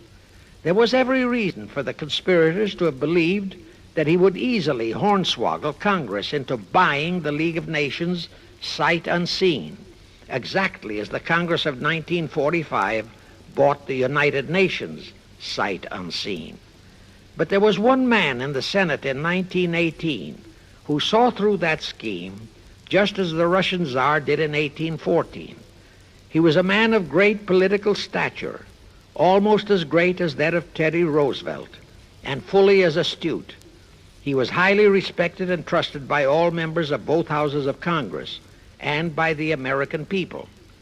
The name of that great and patriotic American was Henry Cabot Lodge, not the phony of today who called himself Henry Cabot Lodge Jr. until he was exposed. Lodge completely unmasked Wilson and kept the United States out of the League of Nations. Here it becomes of great interest to know the real reason for the Wilson League of Nations flop. As I previously stated, Schiff was sent to the United States to carry out 4 specific assignments. Number 1 and most important was to acquire complete control of the U.S. money system. Number 2, as outlined in the original Weishaupt Illuminati blueprint, he was to find the right kind of men to serve as stooges for the great conspiracy and promote them into the highest offices in our federal government, our Congress, our U.S. Supreme Court, and all federal agencies, such as the State Department, the Pentagon, the Treasury Department, etc. Number 3, destroy the unity of the American people by creating minority group strife throughout the nation, especially between the whites and blacks as outlined in Israel Cohen's book.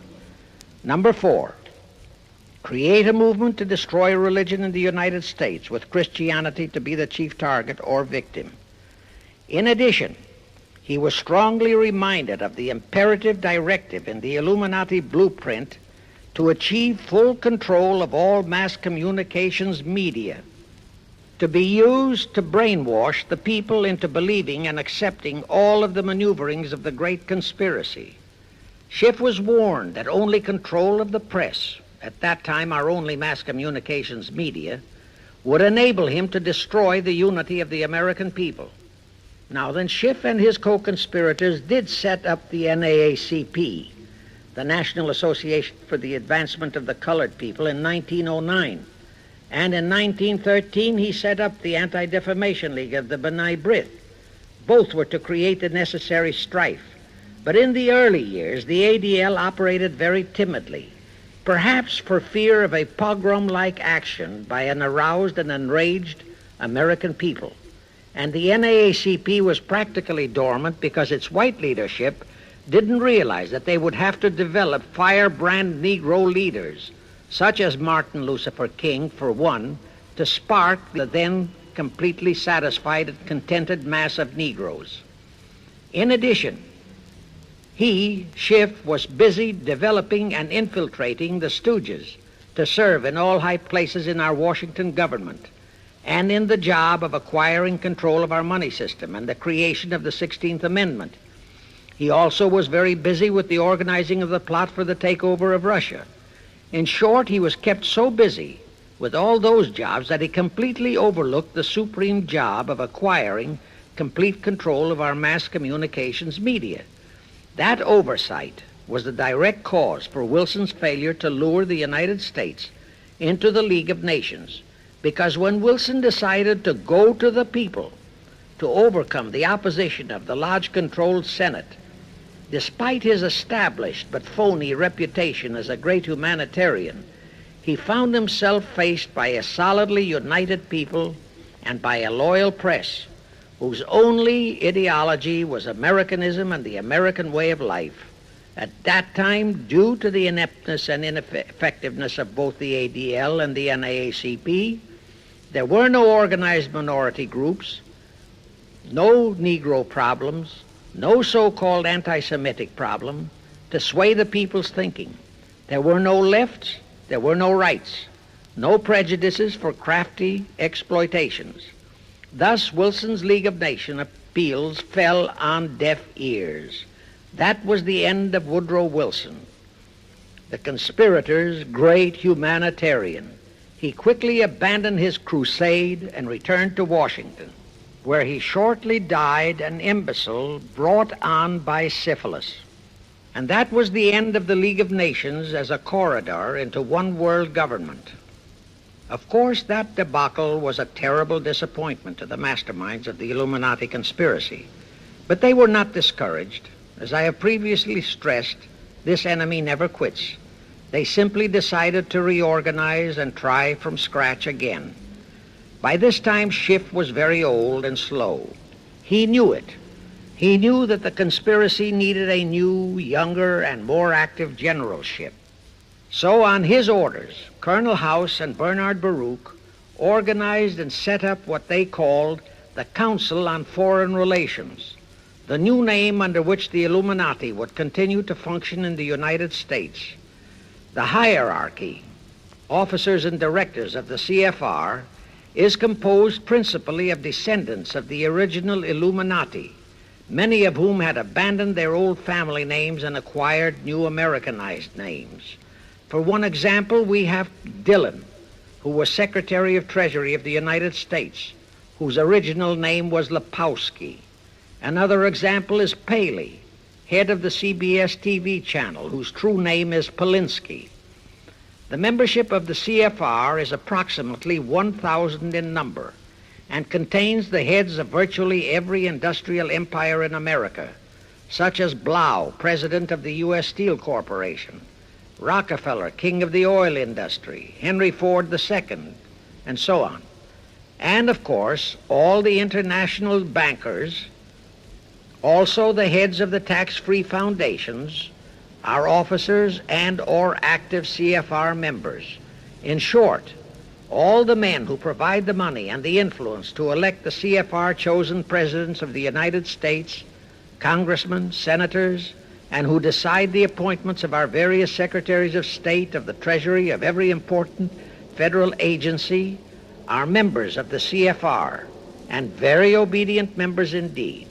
Now, just to cement that fact, I will mention the names of a few of the United States presidents who were members of the CFR. Franklin Roosevelt, Herbert Hoover, Dwight D. Eisenhower, Jack Kennedy. Others who were considered for the presidency are Thomas E. Dewey, Adlai Stevenson, Nixon, and Vice President of a CFR subsidiary, Barry Goldwater. Among the important cabinet members of the various administrations, we have John Foster Dulles, Allen Dulles, Cordell Hull, John J. McCloy, Morgenthau, Clarence Dillon, Rusk, McNamara, and just to emphasize the red color of the CFR, we have as members such men as Alger Hiss, Ralph Bunch, Pasvolsky, Harry Dexter White, real name Weiss, Owen Lattimore, Philip Jeffy, etc., etc. Simultaneously, they were flooding thousands of homosexuals and other blackmailable characters into all the federal agencies from the White House down. Remember Johnson's great friend Jenkins and Bobby Baker? Now, there were many jobs the new CFR had to accomplish. They required much help. So their first job was to set up various subsidiaries to whom they assigned special objectives. I can't name all the subsidiaries in this recording, but the following are a few. The Foreign Policy Association, FPA, the World Affairs Council, WAC, the Business Advisory Council, BAC, the notorious ADA, Americans for Democratic Action, virtually headed by Walter Reuther, the notorious 1313 in Chicago. Barry Goldwater was, and no doubt still is, a vice president of one of the CFR subsidiaries. In addition, the CFR set up special committees in every state in the Union, to whom they assigned the various local state operations. Simultaneously, the Rothschilds set up similar CFR-like control groups in England, France, Germany, and other nations to control world conditions and cooperate with CFR to bring about another world war. But the CFR's first and foremost job was to get complete control of our mass communications media. The control of the press was assigned to Rockefeller. Thus, Henry Luce, who recently died, was financed to set up a number of national magazines, among them Life, Time, Fortune, and others, which publish USSR in America. The Rockefellers also directly or indirectly financed the Cowles Brothers Look magazine and a chain of newspapers. They also financed a man named Sam Newhouse to buy up and build a chain of newspapers all over the country. And the late Eugene Meyer, one of the founders of CFR, bought the Washington Post, Newsweek, the weekly magazine, and other publications. At the same time, CFR began to develop and nurture a new breed of scurrilous columnists and editorial writers, such as Walter Lippmann, Drew Pearson, the Alsops, Herbert Matthews, Irwin Canham, and others of that ilk, who called themselves liberals, who proclaimed that Americanism is isolationism, that isolationism is warmongerism, that anti-communism is anti-Semitism and racism. All that took time, of course, but today our entire press, except for some local small-town papers and weeklies published by patriotic organizations, is completely controlled by CFR stooges, and thus they finally succeeded in breaking us up into a nation of quarreling, wrangling, squabbling, hating factions. Now, if you still wonder about the slanted news and outright lies you read in your paper, you have the answer. To the Lehmans, Goldman Sachs, Kuhn Loeb, and the Warburgs, the CFR assigned the job of getting control of the motion picture industry, Hollywood, radio and television, and believe you me, they succeeded. If you still wonder about the strange propaganda broadcasts by the Ed Murrows, Chet Huntley, Howard K. Smith, Eric Severide, Drew Pearson, and others of that ilk, you have the answer. If you wonder about all the smut, sex, pornography, and mixed marriage films you see in your movie theater and on your TV set, all of which is demoralizing our youth, you have the answer. The whole story of the CFR conspiracy takeover of our mass communications media is far too long to include in this recording, but you can find it in the News Bulletin number 125, entitled How to Get the Reds Out of Communications Media. It was published and brought up to date by the Cinema Educational Guild. It tells in detail how the press, the movies, TV, and radio have been, and still are, used to brainwash the people, to demoralize our youth, and they have been and still are encouraging and creating sympathy for the rioting Negro civil rights lawlessness. You can get a copy of this news bulletin by writing to the Cinema Educational Guild, Post Office Box 46205, Hollywood, California. Now, to refresh your memory, let's go back for a moment. Wilson's flop had torpedoed all chances of transforming that League of Nations into the conspirators' hoped-for one-world government housing. So the Jacob Schiff plot had to be done all over again, and they organized the CFR to do it. We also know how successfully the CFR did that job of brainwashing and destroying the unity of the American people. But as was the case with the shift plot, the climax and the creation of a new housing for their one world government required another world war, a war that would be even more horrible and more devastating than the First World War, in order to get the people of the world to again clamor for peace and a means to end all wars. But the CFR realized that the aftermath of World War II would have to be more carefully planned so that there would be no escape from the new one world trap, another League of Nations that would emerge from the new war, the trap we now know as the United Nations.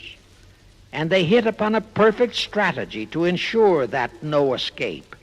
Here's how they did it. In 1943, in the midst of the war, they prepared the framework for the United Nations, and it was handed over to Roosevelt and our State Department to be given birth by Alger Hiss, Pasvolsky, Dalton Trumbo, and other American traitors, thus making the whole scheme a United States baby. Then to fix our parenthood, New York City was to become the nursery for the monstrosity. After that, we could hardly walk out on our own baby, now could we? Anyway, that's how the conspirators figured it would work, and so far it has. And the liberal Rockefeller donated the land for the United Nations building. The United Nations Charter was written by Alger Hiss, Pasvolsky, Dalton Trumbo, and other CFR stooges. A phony so-called UN conference was set up in San Francisco in 1945. All the so-called representatives of 50-odd nations gathered there, promptly signed the charter, and the despicable traitor Alger Hiss flew to Washington with it, elatedly submitted it to our Senate, and the Senate, elected by our people to safeguard our security, signed the charter without so much as reading it. The question is, how many of our senators were even then traitorous stooges of the CFR? Anyway, it was thus that the people accepted the United Nations as a holy of holies and enabled traitor Earl Warren to virtually destroy our Constitution by basing all his traitorous decisions on the UN Charter, thus making that charter virtually our law of the land. However, for all the dirty work that had to be done to solidify the UN, the new housing of the one world plot, they still required the aid of our leaders in Washington. So now I will emphasize the fiendish cleverness of the CFR masterminds. To the vast majority of the American people, our foreign policy for many years has been a complete enigma. Most of us simply can't understand why this great nation is seemingly floundering so helplessly in the art of diplomacy. We can't understand why our leaders are seemingly so confused and bewildered in all their dealings with Moscow, France, and other nations, and with the UN. We always hear them proclaiming that in view of our overwhelming economic and military superiority, we must always lead from strength. Yet at all the summit meetings and conferences, they cringe and stammer and stutter, and so to speak, come out with their tails between their hind legs. We can't understand the foreign aid to Tito, an avowed enemy, to Poland, an avowed enemy, to all the avowed communist nations. We can't understand why the expenditure of hundreds of billions of dollars has failed to slow down, let alone stop, the march of communism. We are perplexed by the seeming ineptness of the State Department, the Defense Department, the CIA, the U.S.A, of all our federal agencies. Again and again and again we have been startled, shocked, bewildered, and horrified by their mistakes in Berlin, in Korea, in Laos, in Katanga, in Cuba, in Vietnam. Mistakes that always favor the enemy, never the United States. Under the law of averages, they should have made at least one or two mistakes in our favor, but they never did. What's the answer? The answer is the CFR and the parts played by their subsidiaries and stooges in Washington. Thus, we know that complete control of our foreign relation policy is the key to the success of the entire Illuminati one-world plot. Here is the further proof. Earlier, I fully established that Schiff and his gang had financed the Lenin-Trotsky-Stalin takeover of Russia and fashioned its communist regime into becoming their chief instrument to keep the world in turmoil and to finally terrorize all of us into seeking peace in a UN one-world government. But the conspirators knew that the Moscow gang could not become such an instrument until and unless the whole world would accept the communist regime as the legitimate, de jure government of Russia. Only one thing could accomplish that: recognition by the United States. The conspirators figured that the whole world would follow our lead, and that's when the Wilson flop very nearly wrecked the entire plot. Throughout the following 3 Republican administrations, the CFR pulled every trick in their bag to induce Harding, Coolidge, and Hoover to grant that recognition, but all 3 refused. As a result, in the late 1920s, the Stalin regime was in dire straits. Despite all purges and secret police controls, the Russian people were growing more and more restive. It is a matter of record, admitted by Litvinov, that during 1931 and 1932, Stalin and his whole gang were always packed and ready for instant flight. Then in November 1932, the conspirators achieved their greatest coup. They landed Franklin Roosevelt in the White House. Crafty, unscrupulous, utterly without conscience, that charlatan traitor turned the trick for them. Without even asking consent of Congress, he unlawfully proclaimed recognition for the Stalin regime. That did it. And exactly as the conspirators figured, the whole world did follow our lead. Automatically, that squelched the previously growing resistance movement of the Russian people. That automatically launched the greatest menace the civilized world has ever known. The rest is too well known to need repeating. We know how Roosevelt and his traitorous State Department kept building up the communist menace right here in our own country, and thus throughout the world. We know how he perpetrated that Pearl Harbor atrocity for his excuse to hurl us into World War II. We know all about his secret meetings with Stalin at Yalta and how he, with Eisenhower's help, delivered the Balkans and Berlin to Moscow. And last, but by no means least, we know that 20th century Benedict Arnold not only dragged us into that new corridor, the United Nations, into one world government, but actually schemed all the arrangements to plant it within our country. In short, the day that Roosevelt entered the White House, the CFR conspirators regained full control of our foreign relations machinery and firmly established the United Nations as the housing for the Illuminati one world government. I wish to stress one other very vital point.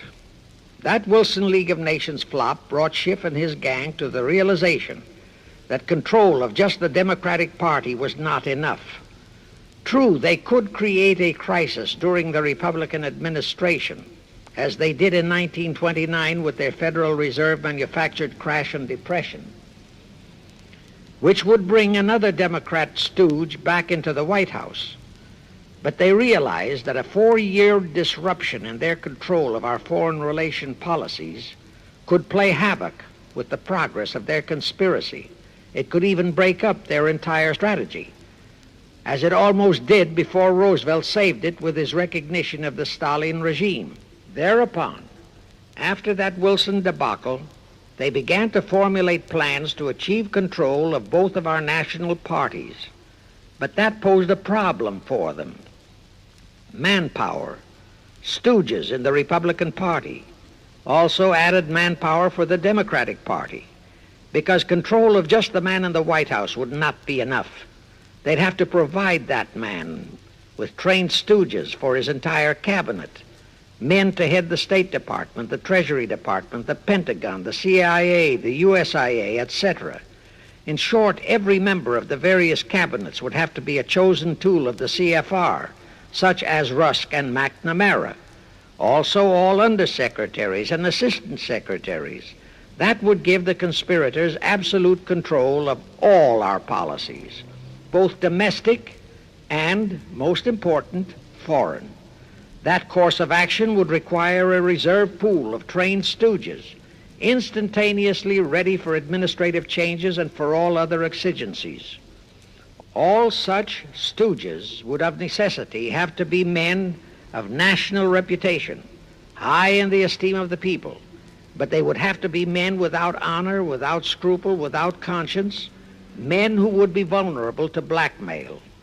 It is needless for me to stress how well the CFR succeeded. The immortal Joe McCarthy fully revealed that there are thousands of such security risks in all federal agencies. Scott McCloud unmasked thousands more, and you know the price Otepka has had to pay and is still paying for his expositions before a Senate committee of the traitors in the State Department. And you know that the men in the State Department who delivered Cuba to Castro have not only been shielded, but promoted. To the crux of the whole one-world government plot and the maneuvering necessary to create another League of Nations to house such a government. As I have already stated, the conspirators knew that only another world war was vital for the success of their plot. It would have to be such a horrifying world war that the peoples of the world would cry out for the creation of some kind of a world organization that could assure everlasting peace. But how could such a war be brought about? All the European nations were at peace.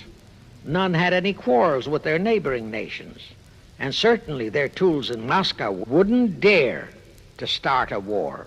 Even Stalin realized that it would mean the overthrow of his regime unless so-called patriotism would weld the Russian people behind him. But the conspirators had to have a war. They had to find or create some kind of an incident to launch it. And they found it in a little inconspicuous and repulsive little man who called himself Adolf Hitler. Hitler, an impecunious Austrian house painter, had been a corporal in the German army. He made the defeat of Germany into a personal grievance. He began to rabble-rouse about it in the Munich, Germany area. He began to spout about restoring the greatness of the German Empire and the might of the German soldiery. He advocated the restoration of the old German military to be used to conquer the whole world. Strangely enough, Hitler, the little clown that he was, could deliver a rabble-rousing speech, and he did have a certain kind of magnetism. But the new authorities in Germany didn't want any more wars, and they promptly threw the obnoxious Austrian house painter into a prison cell. Aha! Here was the man, decided the conspirators, who, properly directed and financed, could be the key to another world war. So while he was in prison, they had Rudolf Hess and Goering write a book which they titled Mein Kampf and attributed the authorship to Hitler, exactly as Litvinov wrote Mission to Moscow and attributed the authorship to Joseph Davies, then our ambassador to Russia and a stooge of the CFR. In Mein Kampf, Hitler, the pseudo-author, outlined his grievances and how he would restore the German people to their former greatness. The conspirators then arranged for a wide circulation of the book among the German people in order to arouse a fanatical following for him. On his release from prison, also arranged by the conspirators, they began to groom him and finance him to travel to other parts of Germany to deliver his rabble-rousing speeches. Soon he gathered a growing following among other veterans of the war, and that soon spread to the masses, who began to see in him a savior for their beloved Germany. Then came his leadership of what he called his brown shirt army and the march on Berlin. That required a great deal of financing, but the Rothschilds, the Warburgs, and others of the conspirators provided all the money he needed. Gradually, Hitler became the idol of the German people, and then they overthrew the von Hindenburg government, and Hitler became the new Führer. But that still was no reason for a war. The rest of the world watched Hitler's rise, but saw no reason to interfere in what was distinctly a domestic condition within Germany. Certainly none of the other nations felt it was a reason for another war against Germany, and the German people were not yet incited into enough of a frenzy to commit any acts against any neighboring nation, not even against France, that would lead to a war.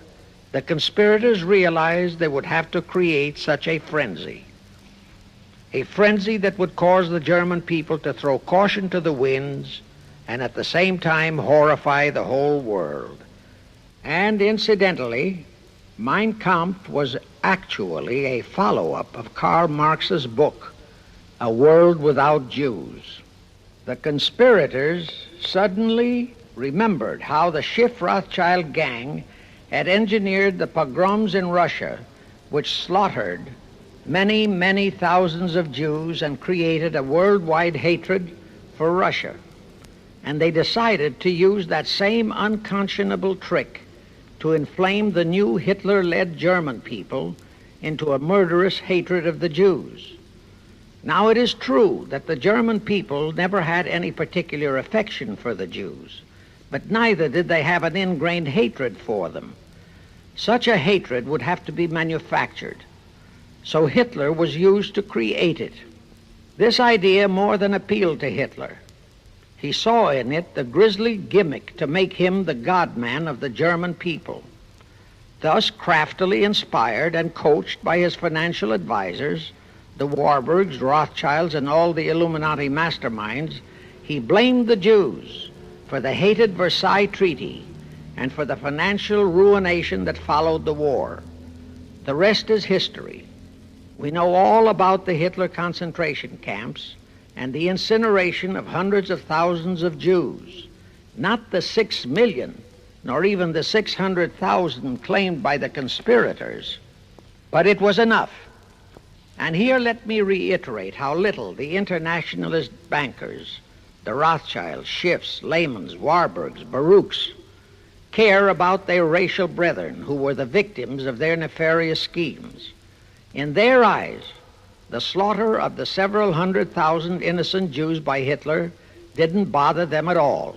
They considered it a necessary sacrifice to further their Illuminati one-world plot, just as the slaughter of the many millions in the wars that followed was a similar necessary sacrifice. And here is another grisly detail about those concentration camps. Many of the Hitler soldier executioners in those camps had previously been sent to Russia to acquire their arts of torture and brutalization so as to emphasize the horrors of the atrocities. All this created a new worldwide hatred for the German people, but it still did not provide a cause for war. Thereupon Hitler was incited to demand the Sudetenland. You remember how Chamberlain and the then diplomats of Czechoslovakia and France surrendered to that demand. That led to further Hitlerian demands for territories in Poland and in the French Saar territories. Those demands were rejected. Then came his pact with Stalin. Hitler had been screaming hatred against communism.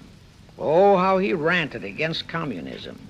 But actually, Nazism was nothing but socialism, and communism is, in fact, socialism. But Hitler disregarded all that. He entered into a pact with Stalin to attack and divide Poland between them. While Stalin marched into one part of Poland, for which he was never blamed, the Illuminati mastermind saw to that.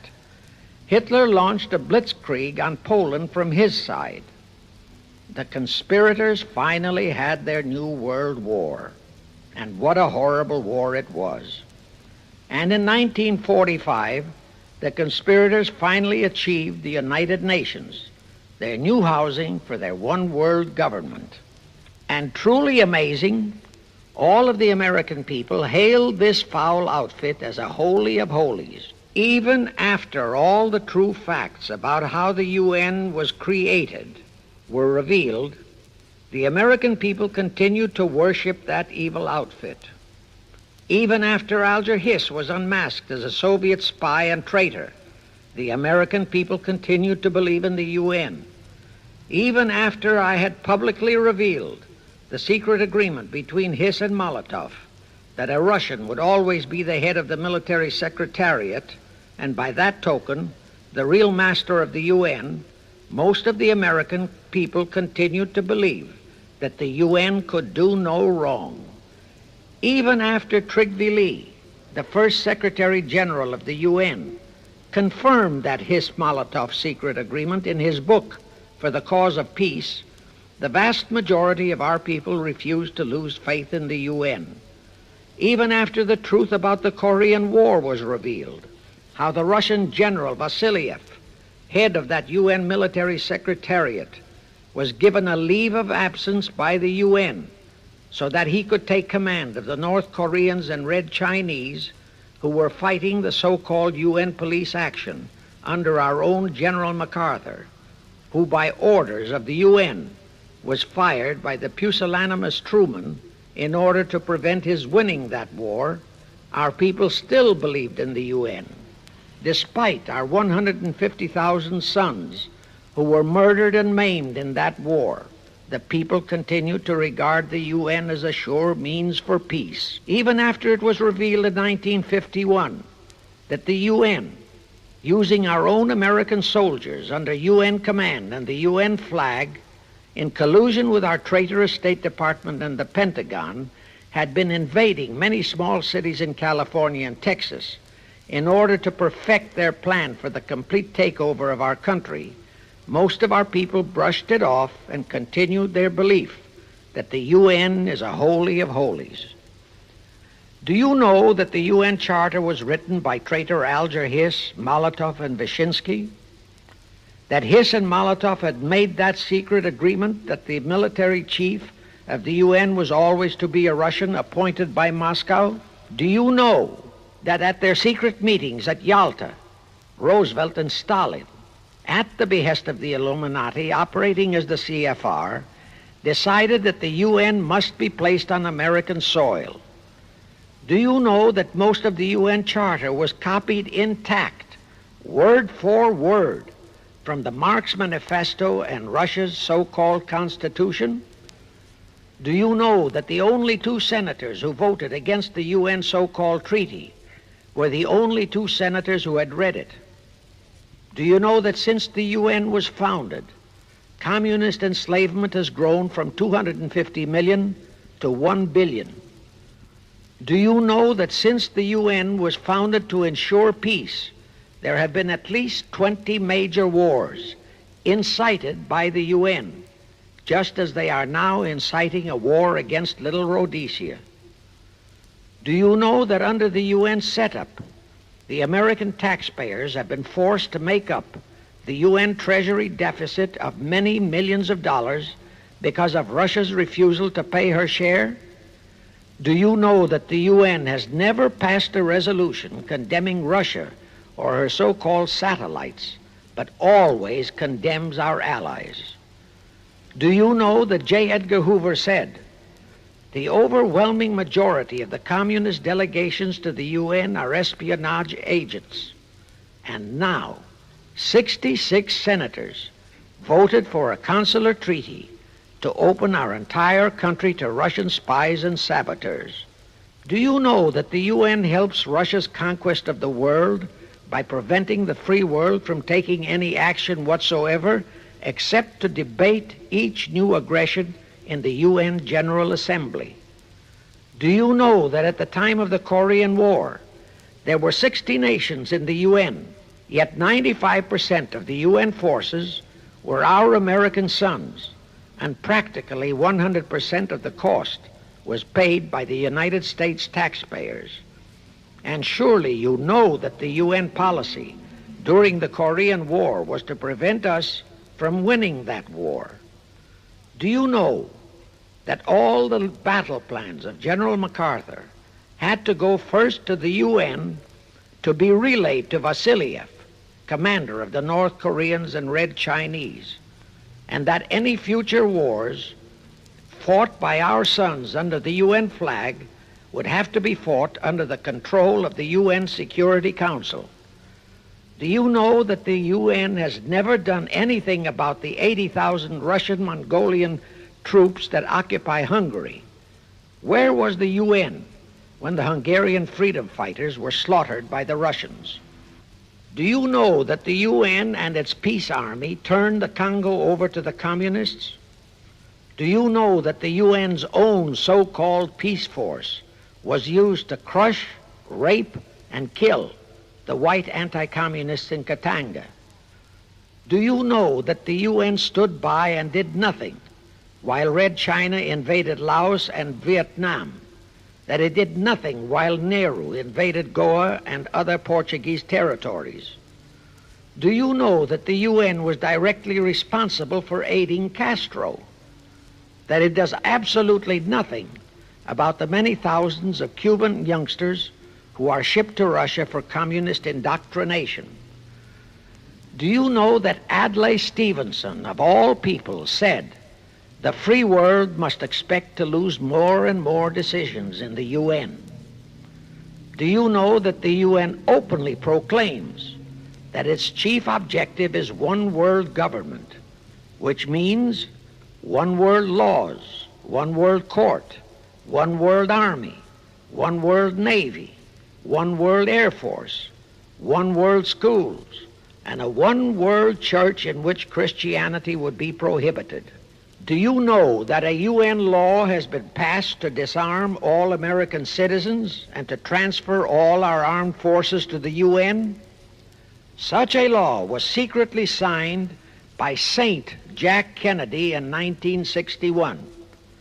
Do you realize how that fits in with Article 47, Paragraph 3 of the UN Charter, which states, I quote, "The Military Staff Committee of the UN shall be responsible through the Security Council for the strategic direction of all armed forces placed at the disposal of the Security Council," unquote. And when and if all our armed forces are transferred to the UN, your sons would be forced to serve and die under UN command all over the world. This will happen unless you fight to get the U.S. out of the UN. Do you know that Congressman James B. Utt has submitted a bill to get the U.S. out of the UN and a resolution to prevent our president from forcing us to support the UN embargoes on Rhodesia? Well, he has, and many people all over the country are writing to their representatives to support the Utt bill and resolution. And did you know that to offset the Utt bill and resolution, 50 congressmen, spearheaded by Schweiker and Moorhead of Pennsylvania, have introduced a bill to immediately transfer all our armed forces to the UN? Can you imagine such brazen treason? Is your congressman one of those 50 traitors? Find out and take immediate action against him and help Congressman Utt. Now, do you know that the National Council of Churches passed a resolution in San Francisco which states that the United States will soon have to subordinate its will to that of the UN, and that all American citizens must be prepared to accept it? Is your church a member of the National Council of Churches? In connection with that, bear in mind that God is never mentioned in the UN Charter, and their meetings are never opened with prayer. The creators of the UN stipulated in advance that there should be no mention of God or Jesus Christ in the UN Charter or in its UN headquarters. Does your pastor subscribe to that? Find out. Furthermore, do you know that the great majority of the so-called nations in the UN are anti-Christianity? That the UN is a completely godless organization by orders of its creators, the CFR Illuminati. Now, Have you heard enough of the truth about the Illuminati's United Nations? Do you want to leave your sons and our precious country to the unholy mercy of the Illuminati's United Nations? If you don't, write, telegraph, or phone your representatives and senators that they must support Congressman Utt's bill to get the U.S. out of the UN and the UN out of the U.S. Do it today, now, before you forget. It is the only salvation for your sons and for our country. Now I have one more vital message to deliver. As I told you, one of the 4 specific assignments Rothschild gave Jacob Schiff was to create a movement to destroy religion in the United States, with Christianity to be the chief target. For a very obvious reason, the Anti-Defamation League wouldn't dare to attempt it, because such an attempt could create the most terrible bloodbath in the history of the world, not only for the ADL and the conspirators, but for the millions of innocent Jews. Schiff turned that job over to Rockefeller for another specific reason.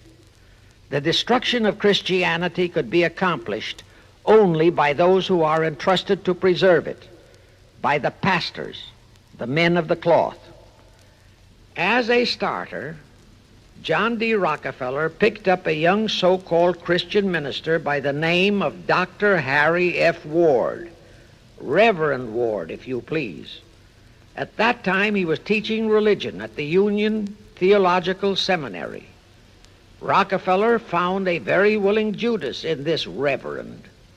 Thereupon, in 1907, he financed him to set up the Methodist Foundation of Social Service.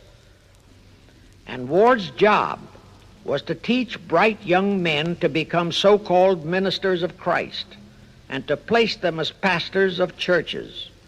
While teaching them to become ministers, the Reverend Ward also taught them how to very subtly and craftily preach to their congregations that the entire story of Christ is a myth, to cast doubts on the divinity of Christ, to cast doubts about the Virgin Mary. In short, to cast doubts on Christianity as a whole. It was not to be a direct attack, but much of it by crafty insinuation that was to be applied in particular to the youth in the Sunday schools. Remember Lenin's statement, "Give me just one generation of youth and I'll transform the whole world." Then, in 1908, the Methodist Foundation of Social Service, which incidentally was America's first Communist Front organization, changed its name to the Federal Council of Churches. By 1950, the Federal Council of Churches was becoming very suspect. So in 1950, they changed the name to the National Council of Churches. Do I have to tell you more about how this National Council of Churches is deliberately destroying faith in Christianity? I don't think so. But this I will tell you. If you are a member of any congregation whose pastor and church are members of this Judas organization, your contributions are helping the Illuminati's plot to destroy religion and your faith in God and Jesus Christ. Thus you are deliberately delivering your children to be indoctrinated with disbelief in God and church, and which can easily transform them into atheists. Find out immediately if your church is a member of the National Council of Churches, and for the love of God and your children, if it is, withdraw from it at once. However, let me warn you, that same destroy religion process has been infiltrated into other denominations. If you have seen the Negro March on Selma and other such demonstrations, you have seen how the Negro mobs are led and encouraged by ministers and even Catholic priests and nuns who march along with them. As a matter of fact, the Mormon Church is about the only one I know of that is clean of that kind of Judas infiltration.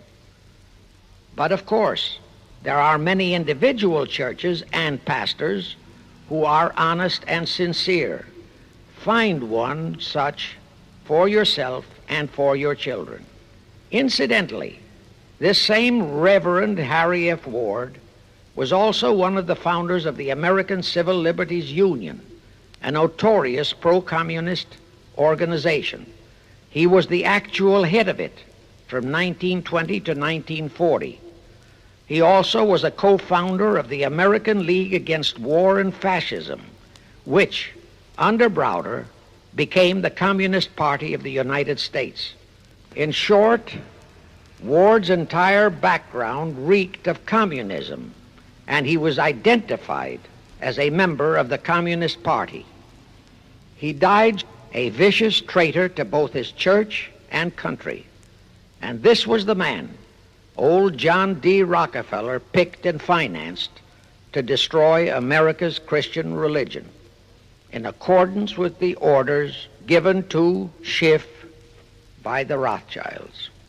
In conclusion, I have this to say. You probably are familiar with the story of how one Dr. Frankenstein created a monster to do his will of destroying his chosen victims, but how instead, in the end, that monster turned on his own creator, Frankenstein, and destroyed him. Well, the Illuminati, CFR, has created a monster called the United Nations, who, supported by their minority groups, rioting Negroes, the traitorous mass communications media, and the traitors in Washington, was created to destroy the American people. Well, we know all about that many-headed Hydra monster. We know the names of those who created that monster. We know all their names. And I predict that one fine day the American people will come fully awake and cause that very monster to destroy its creator. True, the majority of our people are still being brainwashed, deceived, and deluded by our traitorous press, TV, and radio, and by our traitors in Washington. But surely, by now, enough is known about the UN to stamp that outfit as a deadly, poisonous rattlesnake in our midst. My only wonder is what it will take to awaken and arouse our people to the full truth. Perhaps this record will do it. 100,000 or 1,000,000 copies of this record can do it. I pray to God it will, and I pray to Him to inspire you, all of you, to spread this story via this record to all loyal Americans in your community. You can do it by playing it to study groups assembled in your homes, at meetings of the American Legion, the VFW, the DAR, all other civic groups and women's clubs, especially the women's clubs who have their sons' lives at stake. With this record, I have provided you with the weapon that will destroy the monster. For the love of God, of our country, and of your children, use it. Get a copy of it into every American home.